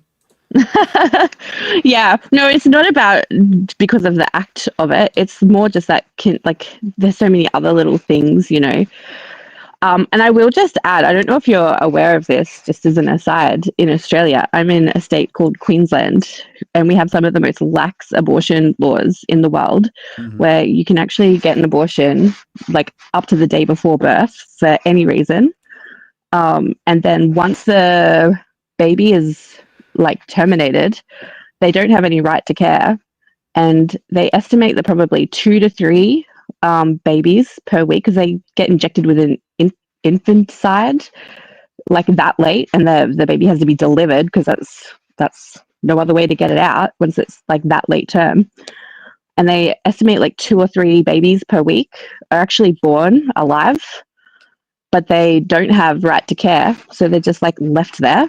There's like, you can look up cases in Queensland, like even in the last couple of years, where babies are just left in a room for like 90 minutes, you know, like until they pass. It's just awful. Yeah. And so a lot of these people who are arguing, like, when does the baby, like, you can really drag that out until all the way to the end. I mean, I see these teen mothers who have babies and put them in the bin or something, and everyone's so outraged about that, and these girls are getting put into prison. But apparently if you do it the day before in a doctor's office, that's all cool. That's good. I think that kind of thing is just like such cognitive dissonance, and it's just wild that that people can I think accept one and not the other. Yeah, I agree. I think it's a slippery slope. I don't actually believe that there is a slippery slope fallacy. I mean, it does exist, but I think when you start saying, start taking human rights away from people, it leads to start taking more human rights away, and it leads to these things that you're saying. Just before we go, Jesus came in with $5, says, "Yo, John, do you think the imprinting of Jesus on the shroud happened from 32,000 trillion watts of energy happening from the resurrection? True. I don't know. First time hearing of it. I wish I was an expert in all things. One day, maybe." Abby, I'm going to allow you to talk to her for a second. I'll be right back. Thanks. I made him tap out. I was actually going to go and like walk around my house for a second, but he has to go to the bathroom, so I'll do it when he comes back. That's horrible. Yeah, it is. But yeah, there's like lots of things like that though that I think about. And that's the thing, like, we're pro-life. It doesn't mean that we don't have empathy for the hard, like the hard scenarios. There's definitely hard scenarios where women are put into. But yeah, I would also then advocate for more assistance for those women who are in those scenarios and better care for them. Yeah. And I think like another thing that it makes it very difficult is like pro-life people often use adoption as an alternative for like if you don't want to keep the child. And I think what's really sad in our society, like so sad, is how much it is actually not socially acceptable to do that. Like, I have 5 children, right? And it's pretty stressful. Like, some of them are very high needs. Yeah. And if I fell pregnant with a 6th child and I quietly got an abortion in the first like 6 weeks or 12 weeks, everyone would understand. They'd be like, yeah, I get it. 6, like, you've got 5 and it's stressful. 6 would be, they'd get it. And I'd have support. If I carried that baby to term and then I put it up for adoption, people would be like, how could you do that? How could you like take a brother or a sister away from your other 5 kids? And there'd be whispers about me like for the rest of my life. And I find that really sad. If you've got like some boss babe who wants to be CEO and she carries the baby visibly till term and then gives the baby away, the idea is like, what a monster. She chose a baby over her career, but she could quietly abort it in the first 6 weeks. Yeah. And that's just fine and dandy. That shouldn't be like a stigma either. But you're talking about babies who are, 8 months and 30 days or whatever, and they're just being aborted the day before. And I bet those women aren't being, judged. Yeah. Yeah. Like, if you told me, you know what? I'm going to, my due date's tomorrow. I'm going to go into the hospital and they're going to let my baby lay there for 90 minutes and just pass away. I'd be like, give it to me. Like, it has to come out the same way. So why is it acceptable? And what is the difference between That and the letting it teenage mother live. doing it the next day. So real quick, guys, before you go, Tommy Cat came in $5, says the only call for ABO is grape, in my opinion, and it's easily manipulated. I stand against ABO. We need more surveillance. Willingly P. Schmitty, for example. Aviator came in $5. There are 4 times more people on the waiting list to adopt an infant than babies aborted every year. That's a fact. Yeah. And Mhm. Susie T came in at $10. My brother and wife were told you sport my niece at month 5 by doctors because the baby wasn't going to survive birth. They did not know they have a beautiful, healthy 18-year-old. Yeah, these cases happen as well. All right. Were you guys in something deep, or can I jump? No, we were just chatting. No, yeah, Okay. that's it. Okay. All right. Back. It's almost 3 a.m. and I do have children to wake up to in a few short hours. So Well, thanks for coming it up. was worth it. I'm glad you got up in the queue. God bless, and good luck on Nice to your journey. talk to you. Yeah, you too. Thank you. All right, bye. Bye. Mm-hmm. See, now we need to get you a camera set up. So when I leave, you're taking over. I hit the button. You're on camera. You okay? Yeah, I need to take a walk. Okay, she's going to take a walk. We'll just hang out for a bit till she's back because I need her for the time cues. All right, guys. Make sure you're smashing the like button, sharing the live, so we can get out to the people that we need to get out to. I tried to tell you all that, hey, you think that I'm the extreme guy in the relationship. She's more against it than I am, 110%. So everybody said, you don't have a universe, you don't have an opinion. Well, my universe just stormed off upset.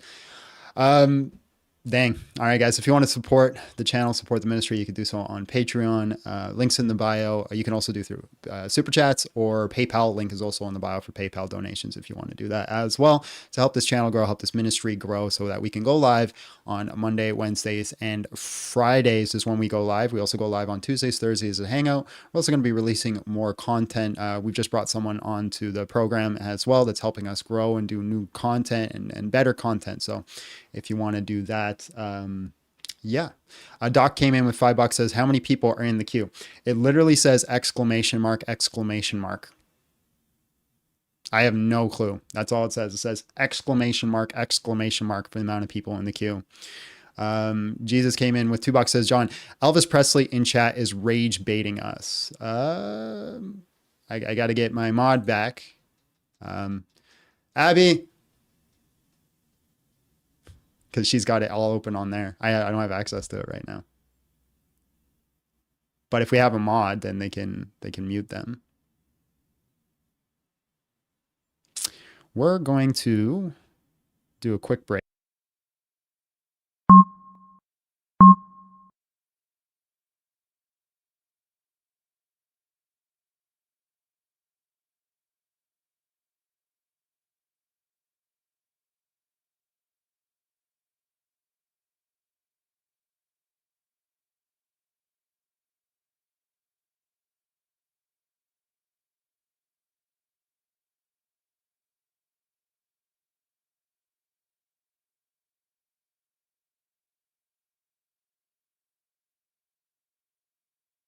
And we're back. ALC came in with $5. It says, are you still planning on streaming the Shroud guy? And if so, when and what's the dude's name? No, we're not. The logistics just didn't work out, so we're not doing that live.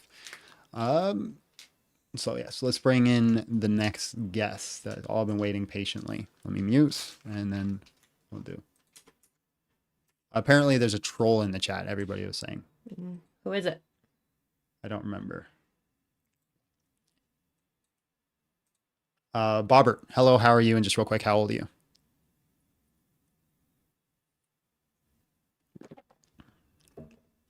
Bobbert? Mm-hmm. All right, God bless.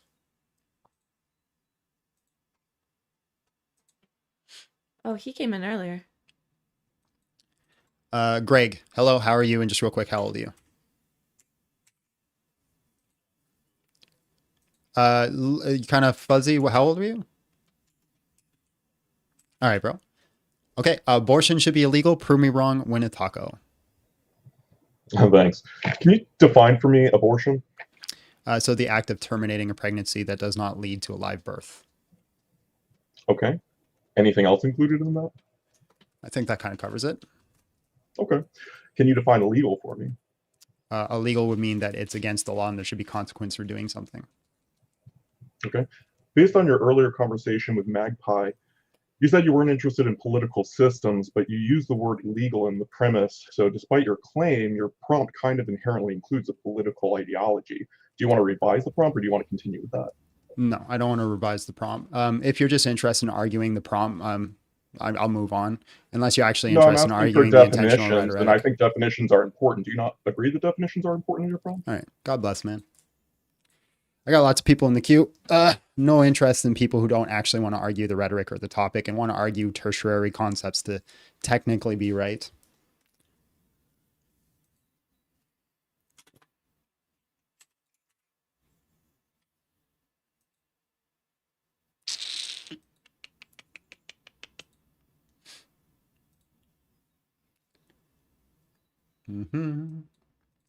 Bob Smith. Hello, how are you? And just real quick, how old are you?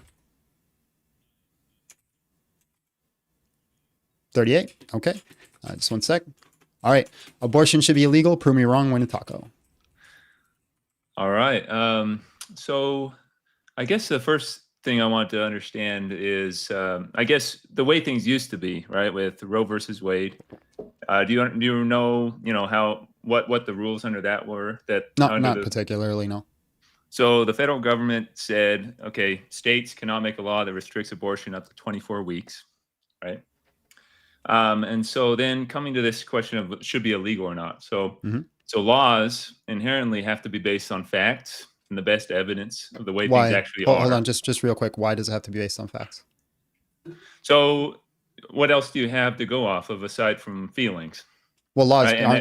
aren't laws strictly implemented based off the public square? Like if the public square all collectively agrees to a certain specific or topic and they all implement a law on that, but it's false, like it's a falsehood, it's just simply not true. What would prevent that law from being implemented? If it's a falsehood, I guess I'm not quite understanding. So you're saying it has to be based off facts. So it's like a necessary condition, except there were laws that were implemented that weren't based off facts. So like, for example, in slavery, saying that a black person was 3/5 of a person, that wasn't based off facts, but yet it was a law that was implemented. Jesus came in with $5, says, "Hey, John, what's the guy's name that has info on the shroud that you were talking about?" I actually don't remember. I apologize. So yeah, I'll revise what I meant then. So facts and evidence support our interpretation of the way things are and what our definitions of right and wrong, right? So if you consider stealing, the facts of, okay, somebody owns something, someone else stole it, there are consequences that, someone suffered, someone, gained, whatever, all those facts, those are used to judge whether a law should exist. Does that make sense? We would agree with that? No. So I think this is like an optimal method, and we should try to implement laws off of truth claims. But I don't think that there is any necessary conditions that force laws to be implemented under certain means or conditions. Okay, so you would say that some laws should, it's okay that some laws are based on faith, essentially? That's not what I'm saying at all. I'm just saying laws, by definition, are just social constructs. I'm saying there's no factors that determine whether a law is true or false, or whether a law should or should not be implemented. Okay, so let's come back to this question of what should be illegal.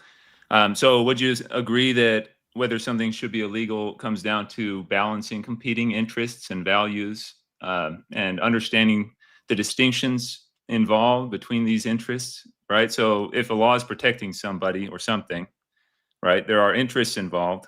In abortion, of course, there's the interest of the fetus, there's the interest of the mother, there's the interest of the father, there's the interest of society. Yeah, right? so the reason I think it should be illegal is based off a moral claim. I think it's inherently immoral and wrong, and us as a society should collectively agree that we shouldn't do immoral things. This is what I mean when I say it should be illegal. So I'm thinking intrinsically that it's immoral, and because intrinsically it's immoral, we as a society agree that immoral things should not be allowed. So we should collectively decide that the law should change to prevent this immoral thing. Okay, thanks. So I'd like to suggest a few.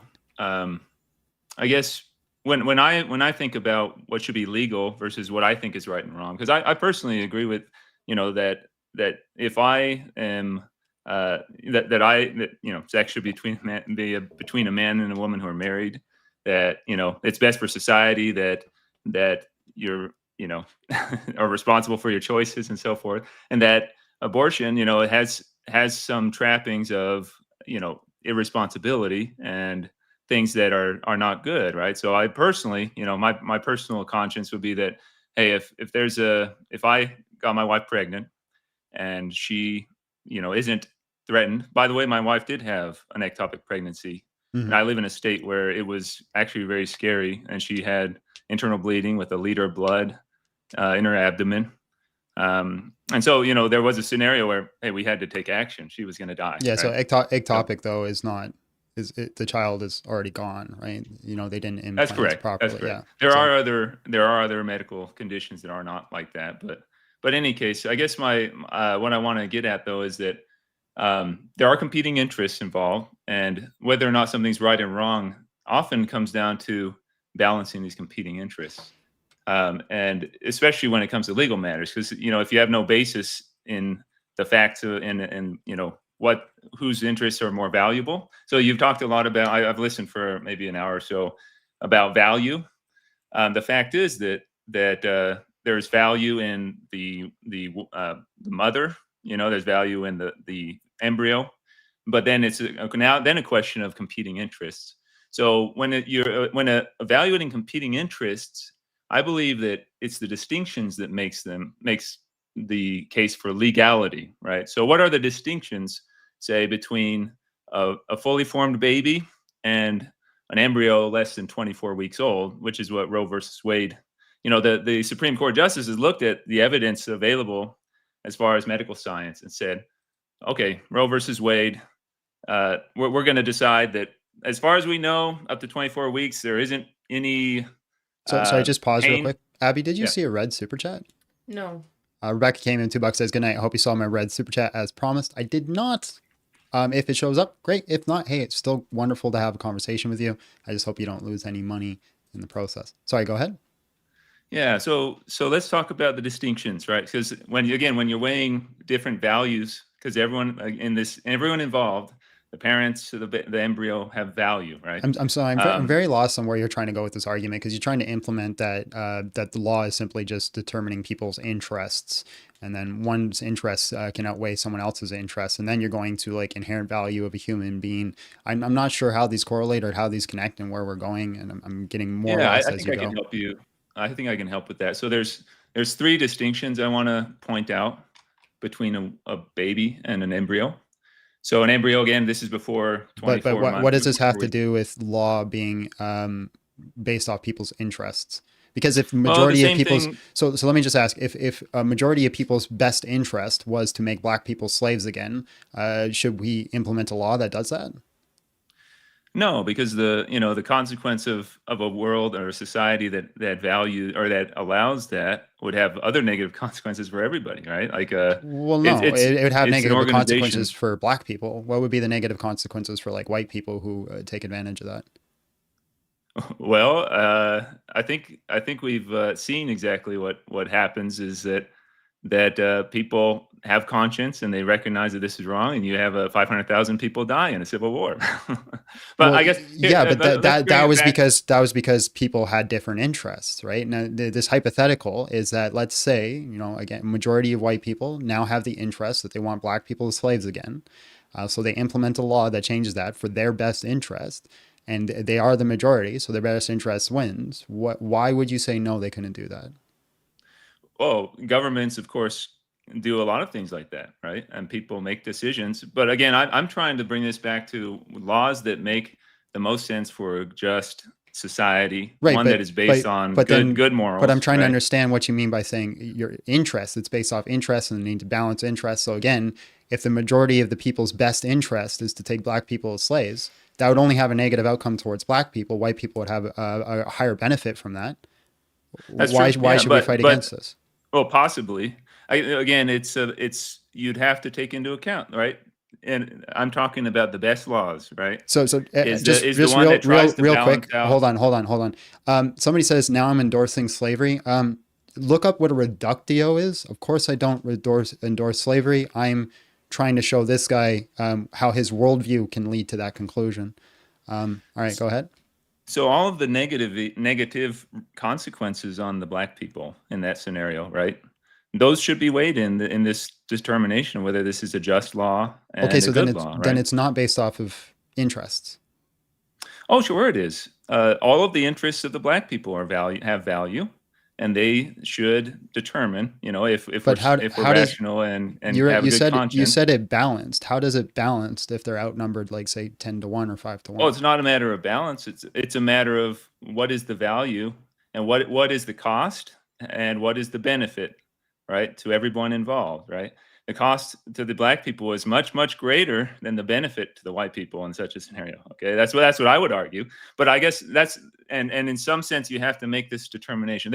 I'm just trying to suggest there's only one way to make laws in a rational and just way, is to try to look at what are the values involved and what are the people, Yeah, so I and don't try think to I make don't the think we law. should implement laws based off best interest simply for the reasons I stated. Because if a majority has the best interest, they can overtake the minority. I think instead we should implement laws based off virtue ethicism. What is based off Off what of is virtue. morally correct and morally right. Okay.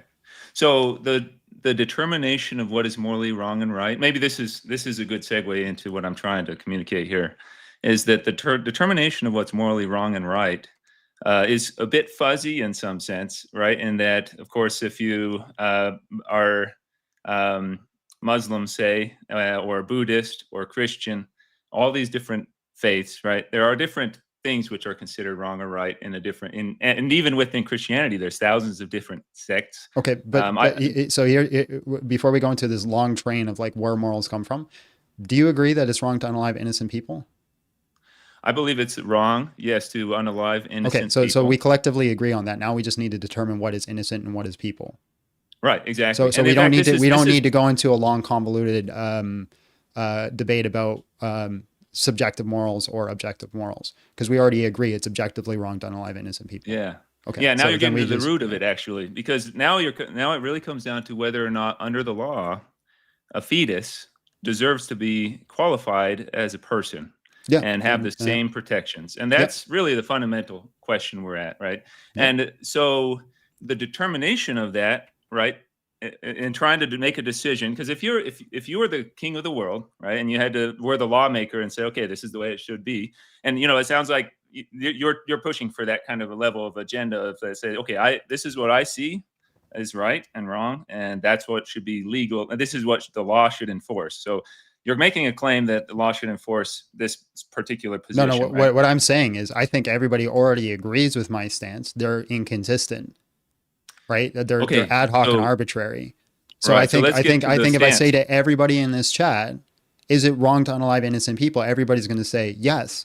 Then the problem is they're going to say that a fetus is not a person. And then I'm going to ask them how do they define a person, and this is where I'm going to find inconsistencies. They do not have a consistent definition of what personhood is. I do. Right. It's a distinct member of a rational kind, but that also includes a fetus. Michael Evans came in with $5, says, I'll bite. It's a fact that a unique living human is created at conception. Amen. Yeah, and I agree that a embryo is human, and it's the same kind.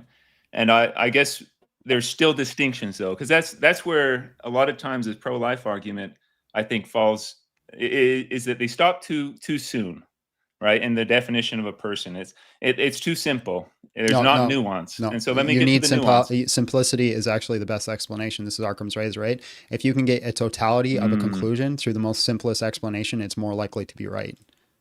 Well, we need nuance in the world. No, there you is don't. nuance in the No, you world. don't. You don't think Okay. there's any? Well, let's talk about a few of the distinctions, right, between a baby and an embryo. Hold on. I'm just saying, if I can get the totality of an explanation with a simpler answer, it's more likely to be true. If you have to add on additional things to it, it becomes ad hoc. This is basic logic. No. The logic would be, the best logic is that we try to evaluate all the evidence of what is true in the world. Okay, so let me show you how it's ad hoc, right? I say a person is an individual member of a rational kind. You say a person is an individual member of a rational kind with a nose, right? You can increase the definition as much as you want. You can continue to add aspects of what makes a person a person. But the problem is I have the totality of the explanation in one premise. I don't need the second premise. So therefore, it's more likely to be true. Well, let's add some distinctions that I think are important, right? So some distinctions between an embryo and a baby are that around half of all fertilized eggs die or are lost spontaneously.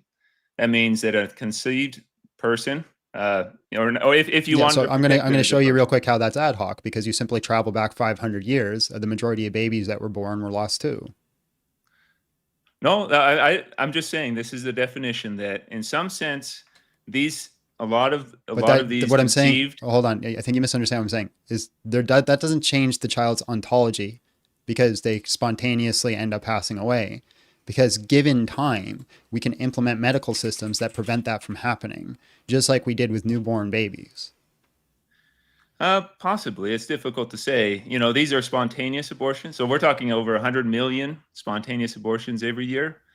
This is, again, I'm It'd just be a putting out some miscarriage, facts. not What's an that? abortion. It'd be a miscarriage, not an abortion. Spontaneous miscarriage. Okay, we'll call them a miscarriage. Sure. So that is a fact about embryos. That isn't true about babies. Babies don't Okay, die but at do you 50%. understand? Do you understand the analogy I gave you and why it makes it ad hoc? I Because again, if you understand. I travel understand. back 500 years, we would say that babies, when they're freshly born, we lose half of all babies that are born. Let's say, for example, right? That would give us a difference between a baby and a full-grown man, but that doesn't change the Correct. fact that the baby still is a human and has a right to life. Well, the right to life is established again by our collective morality, right? This is again, when you I agree with let's that. take Yes. we have two more. I have two more facts I just want to put out there before we continue on. Okay, the first one is, or the second one, 24-week-old, can they feel pain? And basically, from everything I looked up, everything that's necessary, the nerve fibers and everything that connects up the thalamus Okay. to the brain or to the spinal cord and so forth is not Okay. So not developed enough for there are pain. diseases out there where people are born and they do not feel pain. Correct. Okay, so that's why I'm Yep. saying this is ad hoc. It's Well, arbitrary. let's add to. So I have a cousin whose mom had COVID and was on a ventilator. Right. There's a distinction between someone on Sorry, a just real ventilator. quick. Aviator came in $5, says we literally have a syndrome for sudden infant death. All right, go ahead. So there's again talking distinctions. My cousin pulled the plug on his mom. Right. Mm-hmm.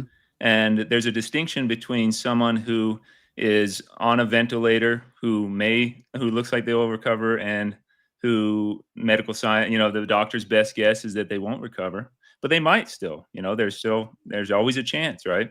So, I mean, again, I'm talking distinctions. Distinctions matter in terms of deciding whether it's legal. You couldn't walk into the intensive But care unit your and pull the plug distinctions on are ad someone. hoc. That's what I'm showing you.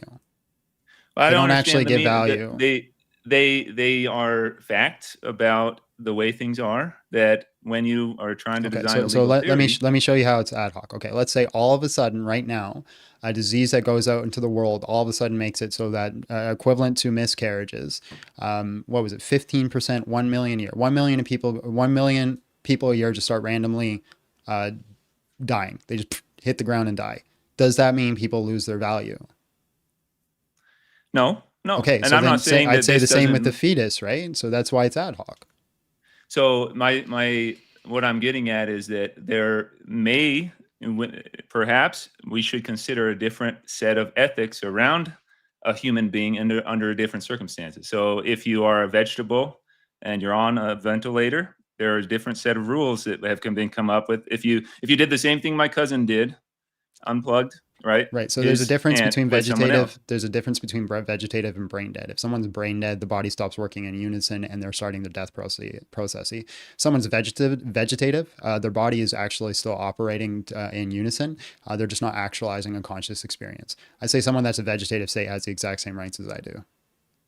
Okay, well, so now that's a situation where the laws, of course, have come up with, okay, we have to deal with this situation. Medical science can keep a person alive and basically indefinitely almost in certain scenarios where it actually, Right. it So costs a lot. again, so I don't think you understood the distinction, right? Because you could stop somebody from continuing their death processes for indefinitely, right? But they've started the death processes. This person is no longer alive. Their body's no longer operating in unison. With somebody where their body is operating in unison, so for example, they're digesting food, they're breathing oxygen, their blood is pumping through their veins. All these things are operating still as it should. They're just not actualizing the conscious experience. This is still a person that has a potential future like ours, and I do not think we should unalive them. Okay, so now we're getting on to where I think we're on the same page, because again, you're looking at distinctions here to decide between two situations. I'm not between looking at two humans. distinctions. I'm consistent. Well, my consistent is under one thing, right? They have a potential future like ours. That's it. Right. That's it. And that so is it's the not distinction distinction that you're using to no, justify it's not a legal- distinction. That's how I'm justifying that we shouldn't kill anybody. That's not a distinction between a whole bunch of different people. That's just the reason we don't kill anybody. That's the reason I don't kill you. That's the reason I don't kill my wife. I don't kill the guy who's in a vegetative state, and I don't kill the infant. And I agree with you. I think it's a great way to decide and filter whether or not someone is in a state where pulling the plug, right? It makes sense, right? I think it makes sense. Okay, I'm not disagreeing with you that it doesn't make sense to have that distinction, but I guess the point I'm trying to make is there are distinctions, and when it comes to laws, you have to account for these distinctions and the different interests involved. Okay, right? I think I'm going to move on because we've gone full circle like 3 times. You haven't given me a reason why these aren't ad hoc or arbitrary. I just got to ask you one more question. Well, all I need you to do, if we're going to continue this conversation, is to give me a reason why these aren't arbitrary. Why aren't they arbitrary? Well, can I ask you a question about I want you to tell me why these aren't arbitrary. Because like I said, we've gone full circle 3 times. Once we go the first full circle a couple times, I feel like really the conversation isn't moving forward and it's best to move on. So I'm going to ask you a question, very specific question that moves the conversation forward. Why are these distinctions that you're adding not arbitrary? Yeah. Okay, so they're not arbitrary because laws are made by people, and people all have different perspectives on when they look at these arbitrary? Facts. Arbitrary. It's just willy-nilly, like it doesn't have any foundation. Okay, so you said the answer you gave is because laws are made by people. Can people make arbitrary laws? They can. And what I'm saying okay, so then you're just saying it's laws. arbitrary because it's arbitrary. Now, once again, can you give me the reason it's not arbitrary? What gives these things specific values and how is it consistent? So it's not arbitrary because in the making of laws, people have to make judgments. Right. I appreciate your time, man. Values. God bless. Have a great day. Just repeated the same thing again. How you doing back there? I'm just, parenting the chat. That's what you're hired to do. You parent the chat, I'll parent the monsters.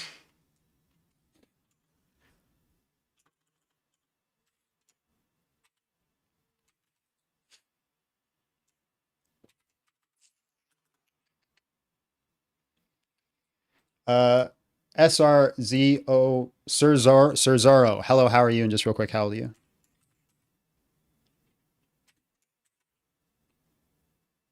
Sirzaro? All right, God bless.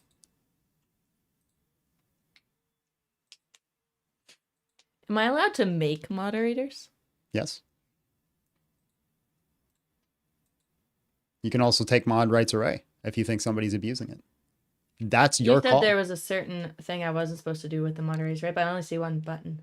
So if you click the add moderator, yeah, it's going to give you 2 options. Yeah. You only ever make them the standard. Oh, okay. Because if you make them a managing moderator, then they have way too much power. Yeah.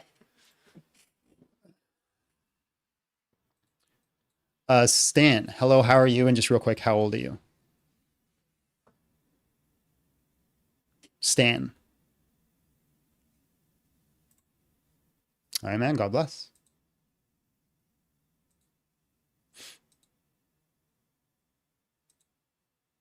Yeah, Shannon could have all the power. Shannon could have all the power.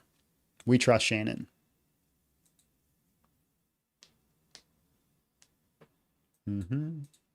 Agnostic. Hello, how are you? And just real quick, how old are you? All right, bro. Just 2 seconds. All right, man. Abortion should be illegal. Prove me wrong. Win a taco. And just before you go, Tommy Cat came in with $5. Says, off topic again. How do I feel about the omnist? A strong belief 70% of most religions are accepting of a higher power. First time hearing of it. All right, bro, go ahead. So you said, tell me if I get anything wrong. An Mhm. abortion is the act of terminating a pregnancy that does not lead to a live birth. Yes. Yeah. And so I've been listening to maybe the last 5 conversations, and I gotta agree that last guy was going in circles. Man, I was about to punch something. Okay, at least I'm not alone. I appreciate that. Yeah, yeah. And I'm on his side, but okay, I'll get more to the point. So I think in some ways I'm more pro-life than you are, because abortion is about probability. There is a chance in all pregnancies that the baby could pass or the mother could pass due to natural causes, right? Like a mother could die due to a pregnancy, right? Well, they could also die due to an abortion. Oh, true. Very true. Mm-hmm. And there's more at-risk pregnancies. Wouldn't you agree? Than abortions? Well, no. An abortion is a dangerous procedure too. I'm saying that a woman gets pregnant. Yeah. She goes to the doctor, and they might say, "Oh, you have an at-risk pregnancy due to something." Like what does that mean? Flesh that out. Like, let's say they find out she has leukemia and needs to get treatment, and they say your body is not going to be able to go through with this pregnancy. We advise we abort the pregnancy, which some gynecologists, obstetricians advise when there's early capturing of a cancer, leukemia, that the woman end the pregnancy. And women have gone through with a pregnancy while why are they being advised to end the pregnancy? There was a study in China, a cohort study, where women who began cancer treatment early in their first trimester went down from a 53% mortality to a 10% mortality. And also, if you're going through these treatments, a lot of the drugs will cause an abortion. They're an abortion deficient. I don't know the name of the drugs. So I just did I understand what you're saying now, and I'm sorry to cut you off. I just did a quick search. It says that a high risk pregnancies are about 6% out of like the 208 million. So this be like a relatively low amount. Let's say and I'm not saying I do, but let's say hypothetically, I say, yep, high risk pregnancies, we can abort. But Susie and John hook up at the bar. They cannot abort. Do you agree to these terms? I agree to those terms. You would agree with those. Okay, cool. I just wanted to make sure that, that it's not just. All right. So I think what we should do is that we should do as many things possible to save both lives. And again, if we end up losing the child in the process, that's a natural consequence that happens. But I do not think we should implement where we just simply take the life. So I don't see any other scenario in life where we end one innocent human life for the sake of another innocent human life. I think there's been organ donors who have given up their organs and either shortened their life so that someone else can have a more fulfilled life. And well, that's a self-sacrifice. I think you misunderstand what I'm saying. Yeah. I'm talking like I can't go out on the street and unalive the child walking down the street, take his organs and put it into my wife's body. Yeah, well, you said there's been no scenarios where we do this, and there are some. I do agree that's a self-sacrifice. But my big issue is it was brought up ectopic pregnancies earlier, and that's a pregnancy outside the womb. There have been many ectopic pregnancies. It's super rare that have actually come to term, especially abdomen ectopic pregnancies. The fallopian tubes are most likely to rupture, but there are ectopic pregnancies. I can give you the instances of these if you want. You might be Googling them. But I wrote down a few. The NIH full term I can't even say it. Abdominal pregnancy, a case report. Live Science 2023, ectopic pregnancy born. Abdominal pregnancy in 24-year-old woman carried a 37 week. It's very, very rare. And so this is my argument to you. I'm going to flesh out my argument now. Mm-hmm. As you said, high risk pregnancies are pretty rare, but when it comes down to it, if you're an expecting mother and they say to you, there's only about a 1% chance this child's going to make it. Someone super chatted earlier that someone is 18, and congratulations. I'm glad that child survived. I'm glad that mother survived. But I believe the mother should have the option when doctors with their best knowledge are telling them, there's a very low chance you will survive. There's a very low chance the baby will survive. If the mother chooses to go through that, there was a mother recently in 2020 who gave birth, who had cancer. She passed away in 2021. She did give birth. She chose to go through against the doctor's will, and a lot of religious sites are praising her, but that's not usually the case. So my case for abortion being legal is, In the cases of high-risk pregnancies, when doctors are using their best medical advice to end the pregnancy, a mother, if she wishes to follow that medical advice, should have the option. Do you agree? So what I stick to what I'm saying is that you should try to do medical procedures that are going to end up saving both lives. If the child ends up getting lost in the process, this is a natural consequence. A mother has a right to do everything that they can to maintain their own life, but they shouldn't be doing active decisions to end other people's lives.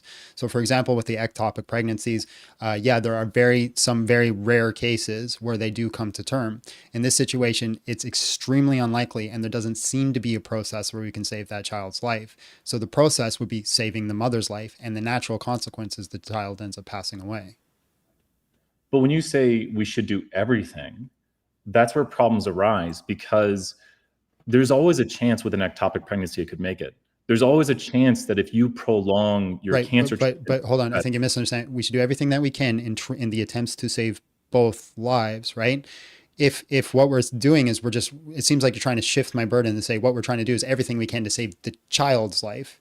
In this situation, the chance of the mother surviving is so slim that we need to intervene and do a procedure to save her life. And the consequence of that is the child ends up passing away. Well, if you take a look at the numbers I gave you to start with the Chinese study, if a mother does not go through the treatment, she has a 53% probability of survival. If she does, it's a 10% probability. So they can both survive, and it's almost a coin flip. Yeah, in that situation, I don't think you should end the child's life. And the thing is, so you think if the mother is told it's a coin flip, and they say, but some of these cancer drugs will likely end your pregnancy, the mother should go with the coin flip of 50-50 she lives in this? I don't think that we should actively choose to end innocent human lives for the sake of other innocent human lives. But you are okay with the mother, the ectopic pregnancy, when it's like a 99.9% probability. So in this situation, it's the exception that we have a very rare case that it can go through, but it's very likely, like it's almost 100% chance that the mother is going to die if we don't do something. So in the situation where it's like the cancer, where it's like a 50-50 shot, we're going to do everything in our processes to try to save both lives. That's the goal. With the ectopic, right? We have we do everything we can to try to save both lives. The problem is the only thing we can do is remove the child from the womb at this point. That's the only option that's on the table. If there's another option that we can implement that increase the likelihood for both, I say we should take that method, but we don't have that method at the moment. Well, if you look at the numbers behind this, in the cancer method, the probability is going to be that the mother is more likely to die. So I'm very curious how how her being pregnant increases her chances of dying. Because they have to prolong treatment. A lot of the drugs that they would give will cause an abortion. And no, that's not what I'm saying. Wait, go ahead. I misheard that. Wait. So I think they should do everything in their power to save both lives. And if the child ends up passing away, that's a natural consequence. But then you're changing it, stating that they're not doing everything in their power, right, to save both lives.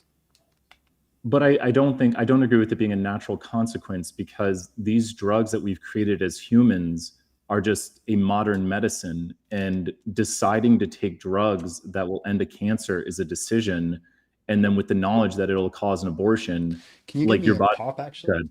Thank you. No, I was just asking. So go ahead. I'm not trying to cut you off. I'm looking at my notes. I'm not actually looking at the camera this time. I took a lot of notes while you were talking. We're not trying to do circles. To me, the issue is, I think women should be able to, because like you said, we talked at first and you said, if John and Jane get pregnant at a bar, can they just go have an abortion? I'm not for that. But if Jane finds out when she goes for her first checkup that she has a 53% probability of dying, and the doctor says, we advise terminating the pregnancy, I am for her having that ability. Right. So I think we kind of agree. I think we're just disagreeing on the method, right? So I think she has the right to access the medicine that's going to save her life. If that ends the child's life, that sucks. But what I don't think she could do is go in and just end the child's life, if that makes sense. Is that clear? Like, sure. And if she takes, go ahead. So let me just be very specific. If she takes a medicine that increases her probability of survival to 53%, but simultaneously that same medicine decreases the child's survivability down to 0.1%, I think she'd be okay to take that medicine. But what I don't think she can do is just go in and unalive the child and then go start taking treatment. So the woman is allowed to do things that increase her survival that also decrease the probability of the child's survival. She cannot. Yeah. Okay. So the analogy that I use here is imagine somebody is in a bar. They have something put in their drink, right? And they end up in a psychotic state by no fault of their own, and they end up attacking me. Even though they're not culpable, I'd have every right to do what I can to keep myself in a living state up to the point of them being unalived. But I couldn't just seek them out and unalive them, if that makes sense. So let's say the woman were to bring her probability of survival to 99.99999%, and the baby's probability of survival to like 0.000001. You would still be against the abortion taking place at that point, right? What you're doing here is like what makes a mountain a molehill, right? What well, point does this ship? Yeah, I think there's a lot of nuance in discovering exactly when that line would be. But of course, if it's very likely that the mother is going to pass away, and all she has to do is take a medicine that's going to increase her likelihood of survival greatly, and make it less likely for the child, I think she has the right to do what she can to preserve her own life.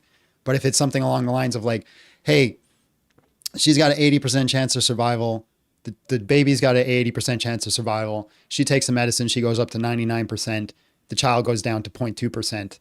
I don't think that's something that she should do. Right? And I think we can spend all day arguing about what exact percentage would be the line. I don't know why I'm losing my voice all of a sudden. I'll make one last point, and then I'll run so you can get to the next person, because we're about to hit this. We're about to hit the circle here on us, because this is my issue. Because we've circled back to ectopic pregnancies now. Because you said you're not in favor of them doing the medical procedure, which is an abortion, but in the ectopic pregnancy case, which have come to a viable pregnancy, we both agree on that, you are in the favor of them actually doing the abortion. So it seems you do have this mountain to molehill line where you're like, at some point when it's very, very likely that it will not be possible to have a child from this, okay, remove the living fetus and kill it. So it seems you are okay with some abortions killing some children, as long as it's very, very, very, very, very, very unlikely that they will come to be born. And so that's my issue right here is, I think by what we've discussed, you've admitted. Yeah, so just a quick Google search. The medical definition, ectopic pregnancy removal is not classified as an elective abortion. Yeah, they don't. But your definition, we're going by your definition here. You said the act of terminating a pregnancy that does not lead to a live birth. Yeah, but that the goal is to actively go out to, and I agree semantics are important, but I wouldn't classify that really as an abortion. Maybe I'd have to update my definition. John, I'm not going to be sassy. I really appreciate it, and good talking today, man. I appreciate it. All right, man. God bless. Thanks.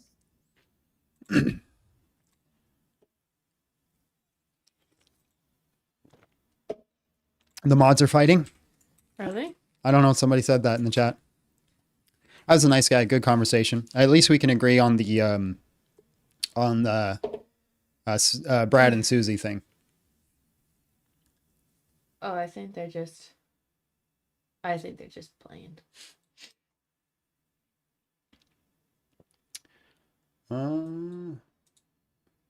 Ivan, hello, how are you? And just real quick, how old are you? Yes, how old are you? All right, just 1 second. Okay, abortion should be illegal. Prove me wrong, win a taco.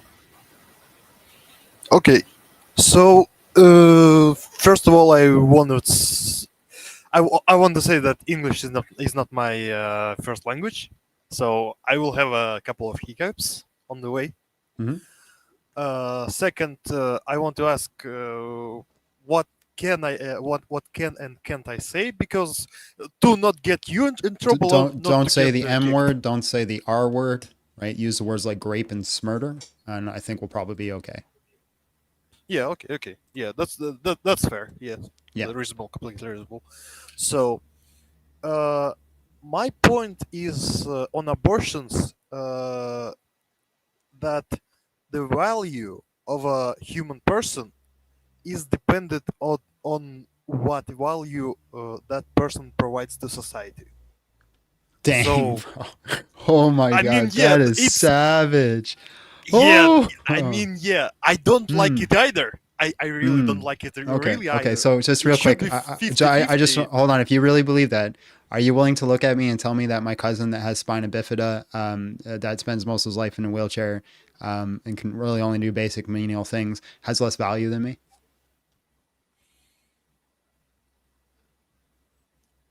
Uh, probably yes. It doesn't make him less human. But So less he should valuable. be beholden to the same rights. Okay. And so then as people you. that are like super jacked and do more things are more valuable. Uh, So I want not everybody to not realize that really you in the look around the same. room and just think about how much did I contribute into society. That determines my value. It's more about the society determining the value of a person, not the person determining his own value. Because it's really iffy, because it depends on your own view of yourself. So you can't really. It's really hard to objectively value yourself. Uh, so from the point of view of society, the fully grown human is valuable because fully grown person brings products, is productive, can Okay, procreate. but I'm not too sure where So this argument's going unless you're going to say people are less valuable. We have the right to unalive them. no. Okay. I will try to make it short. So from the point of view of society, uh, a fetus to the point of becoming a baby is only a burden to the mother because there is no added product or value Yeah, to so society. if people, like for example, if somebody is pretty much bedridden and they're just more of a burden on society, right? Because they have to be, excuse me, they have to be taken care of. Do they Yes, lose yes, all yes. their? Do they lose their value? Can we unalive them? Well, some states Not asking if have some states capital do it. punishment. I'm asking if we should. Right? It's an ought, not an is question. Ought we be allowed to unalive them? Okay. So if we take out the thing that capital punishment takes more money because of Okay, can you please the answer the legal question? The question I'm asking you, it's a very, very specific question, is somebody who is completely bedridden, maybe they're paraplegic or quadriplegic, whatever it may be, and they can't really contribute to society. Society mainly has to take care of them. Should we be allowed to unalive them? If no person is helping them, so can I at least give a larger No, I want you to answer? answer the question. So just the person is, for example, in a wheelchair. No, Is again, they're less. bedridden. They can't contribute to society at all. And that people have to take care of them. So nurses come and take care of them, clean them, wash them, help them go to the washroom, feed them. Pretty much are just a burden on society. They are not contributing anything. Should we be allowed to unalive them? And there is no way of bringing Please, that sir, person back. can you please answer the What question? What about senior citizens? What? I didn't Like hear that. seniors in a senior home. Seniors are still productive because they contribute by their lived experience. They can teach young. It's completely. So if they don't teach young people, they refuse to teach, can we unalive them?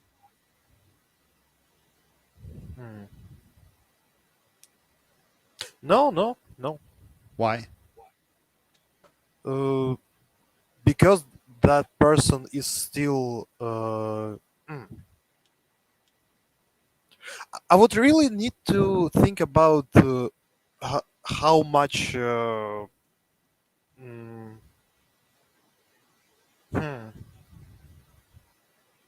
Yeah. You're kind of right. Yeah, in that point. It's really hard to pinpoint some how much a person is a burden that we should be able to kill him. Yeah, that's really hard to pinpoint. So yeah, I don't think you should pinpoint it at all. I think the simple fact that you're asking the question about how much does somebody have to be a burden before we can unalive them is wild. Well, okay, I give you an example. So a murder. Sorry, just real quick before you go. Say Yeah, yeah, smurder. Tommy Cat came in with $5. Says defending caller, bedridden people cannot build a society. Debating caller, bedridden people can cause inspiration and emotions beyond work. All right, so go ahead. Oh, sorry. Michael Evans came in $5. Says, in your worldview, what young people? I thought preborns have no value. All right, go ahead, sir. Okay. So, for example, murderers. Smurder. The air warps. So I completely agree with you that Can you just acknowledge that you understand that I'm correcting you using that word? I need to know that you know you can't use that word. Yeah. Air war, M word. Yeah. Smurder. Yeah. Okay. Go ahead. Yes. That if you commit such horrific acts, that I completely with you on the point that you should no longer be with us. That the society has the right to defend itself. They're not innocent. It has nothing to do with the value they can contribute, right? Because somebody can commit an act of murder but be extremely valuable to society, and you would say that they should be unalived. So it has nothing to do with the value that they're contributing. The problem is, for example, a ruler of a nation. Any decision that they make will create deaths and births. So anything that they do will choose the lives of the people. I'm sorry, I don't understand your argument. Yeah, it's really hard to go in that. So yeah, I will go in the other direction.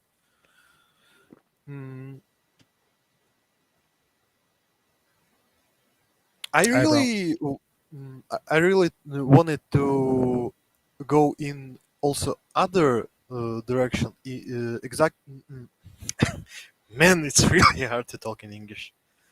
Just real quick, Perenum came in with 50 big ones. Thank you, Perenum. Wow. Big John, you should look into the Valladolid debate if you ever argue for Christian ethics.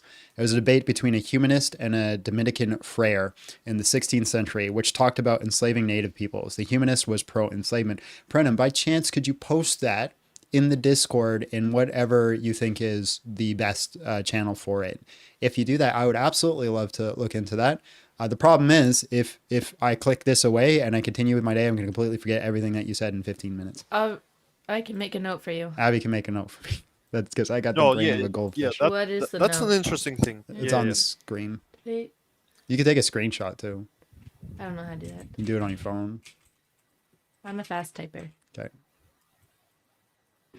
All right. Yeah. So again, what's your argument on why we should be able to unalive innocent little human beings? Yeah, when you say it like that, it really paints a picture. You can put that away. So my argument from more from economics and the best for society. So it's not that abortion is good somehow. No, it's a horrific act. It shouldn't be done. If you can. Okay. So if somehow we concluded that unaliving black people was best for society, right? We remove them all, and somehow society was better. Could we do it? The problem isn't could we do it, but or should will we do it? Should we do it? Yeah.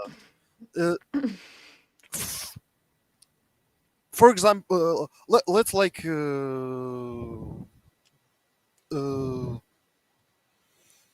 We have a nation that is beside the point. Slavery really isn't effective. I'm not talking about slavery. I'm talking about unaliving. Yeah, right. We find out that society technically improves when we unalive all black people. Right. We can see an overall net positive in society. Should we unalive all black people? Because I never heard of that, I wouldn't say that. That's horrific. Okay, so That's then what you're saying. Yeah, so then I say the same thing. Just because society might benefit from unaliving children in the womb doesn't mean we should. Hmm. Hmm. Hmm. Okay, so then if something is determined to be bad, for example, killing, make abortions, killing black people to make people good, which is not true.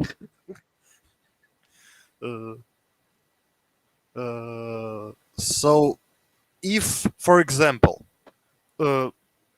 something of that caliber determined the survivability of humanity as a whole, should we go with the lesser evil or extinct? I don't think we should go with the lesser evil, no. I don't think we should do evil acts for the sake of other people.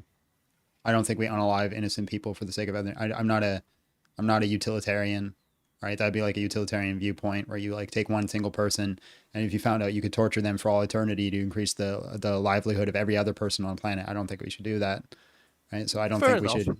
I don't think we should unalive 5 people. As a matter of fact, I think it's the other way around. I take the biblical standard, right? God said, "If it's but for 5 righteous people, I will spare all of Sodom." So if there is only but 5 righteous people, I would spare all the other evil people. From, if I remember correctly, there was 2 cities that got nuked. Yeah, but that's because there was no righteous people. But because they were out of the cities and the cities got. Oh yeah, okay, fair enough. But it's beside the point because the Bible is really hard to. Let's not get into there. So yeah, more or less I completely understand your position from the point of we should not kill anyone innocent that can be grow up in a person or is no longer able to provide to society but is still considered human. Okay, so then yeah, strictly you speaking, our value is not determined based off what we contribute. Pure. Yeah, so Pure and simple. yeah, I completely understand that position. My position is that for example, with the what were the names of that couple that meet in a bar and I just pick random names, Lucy and Brad or whatever. yeah, Lucy and Brad, yeah. So in that case, from my point of view, legally, we should have a limit of 1, maybe 2 months, because it is reasonable for a mother to understand that, oh, so maybe she missed her periods or something else of that matter. So if for 2 months you did not understand that you are pregnant, you should not abort completely.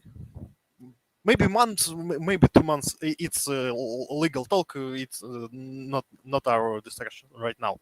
So, but if you do choose to abort a baby, bro started beatboxing. That should. Nothing. Go ahead. What? Okay. That should. There should be consequences for you, such as not be able to be a parent afterwards, so that you're. All right, bro. I think I'm gonna jump on to the next person, but I appreciate your time. Appreciate you coming up. I think we can at least conclude. I think we can at least conclude value doesn't come from how much you can contribute to society. Well, I still I have my view. You have your view, but we can respectfully disagree. Thanks for your time. Yeah. Thank you. No problem. Thanks for being cordial.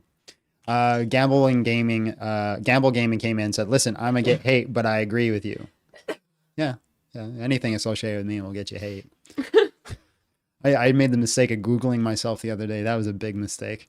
Woof. There's some Reddit posts that do not like me. All right, let's bring in. Oh, quick reminder, guys, if you want to support the ministry, support the channel, you can do so on Patreon through Super Chats or through PayPal. All links are in my bio if you want to have a look at that. How you doing back there, Abby? I'm doing good. Okay. Let's jump on to the next person.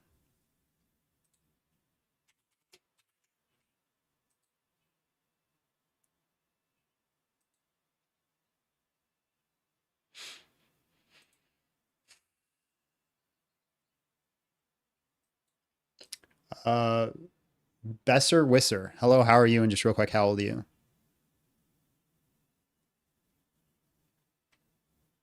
Besser Weiser? Amen. God bless.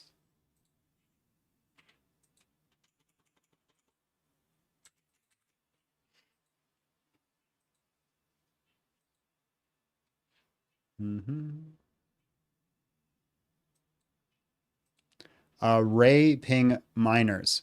Hello, how are you? And just real quick, how old are you? What? You're 20? Okay, just one sec.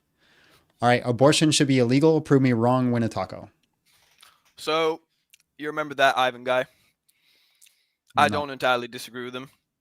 The one that was arguing about whether or not life is within the value of how much a person is productive or not.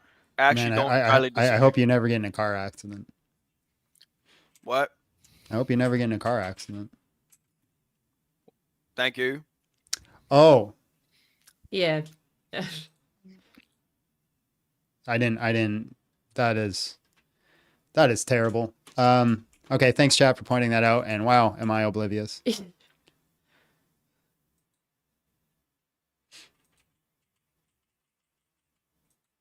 I was wondering what you're saying. What about?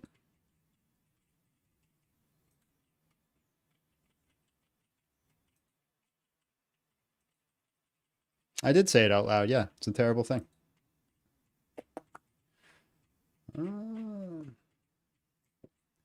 Doc of the Field. Hello, how are you? And just real quick, how old are you? I can hear you. How old are you? All right, abortion should be illegal. Prove me wrong.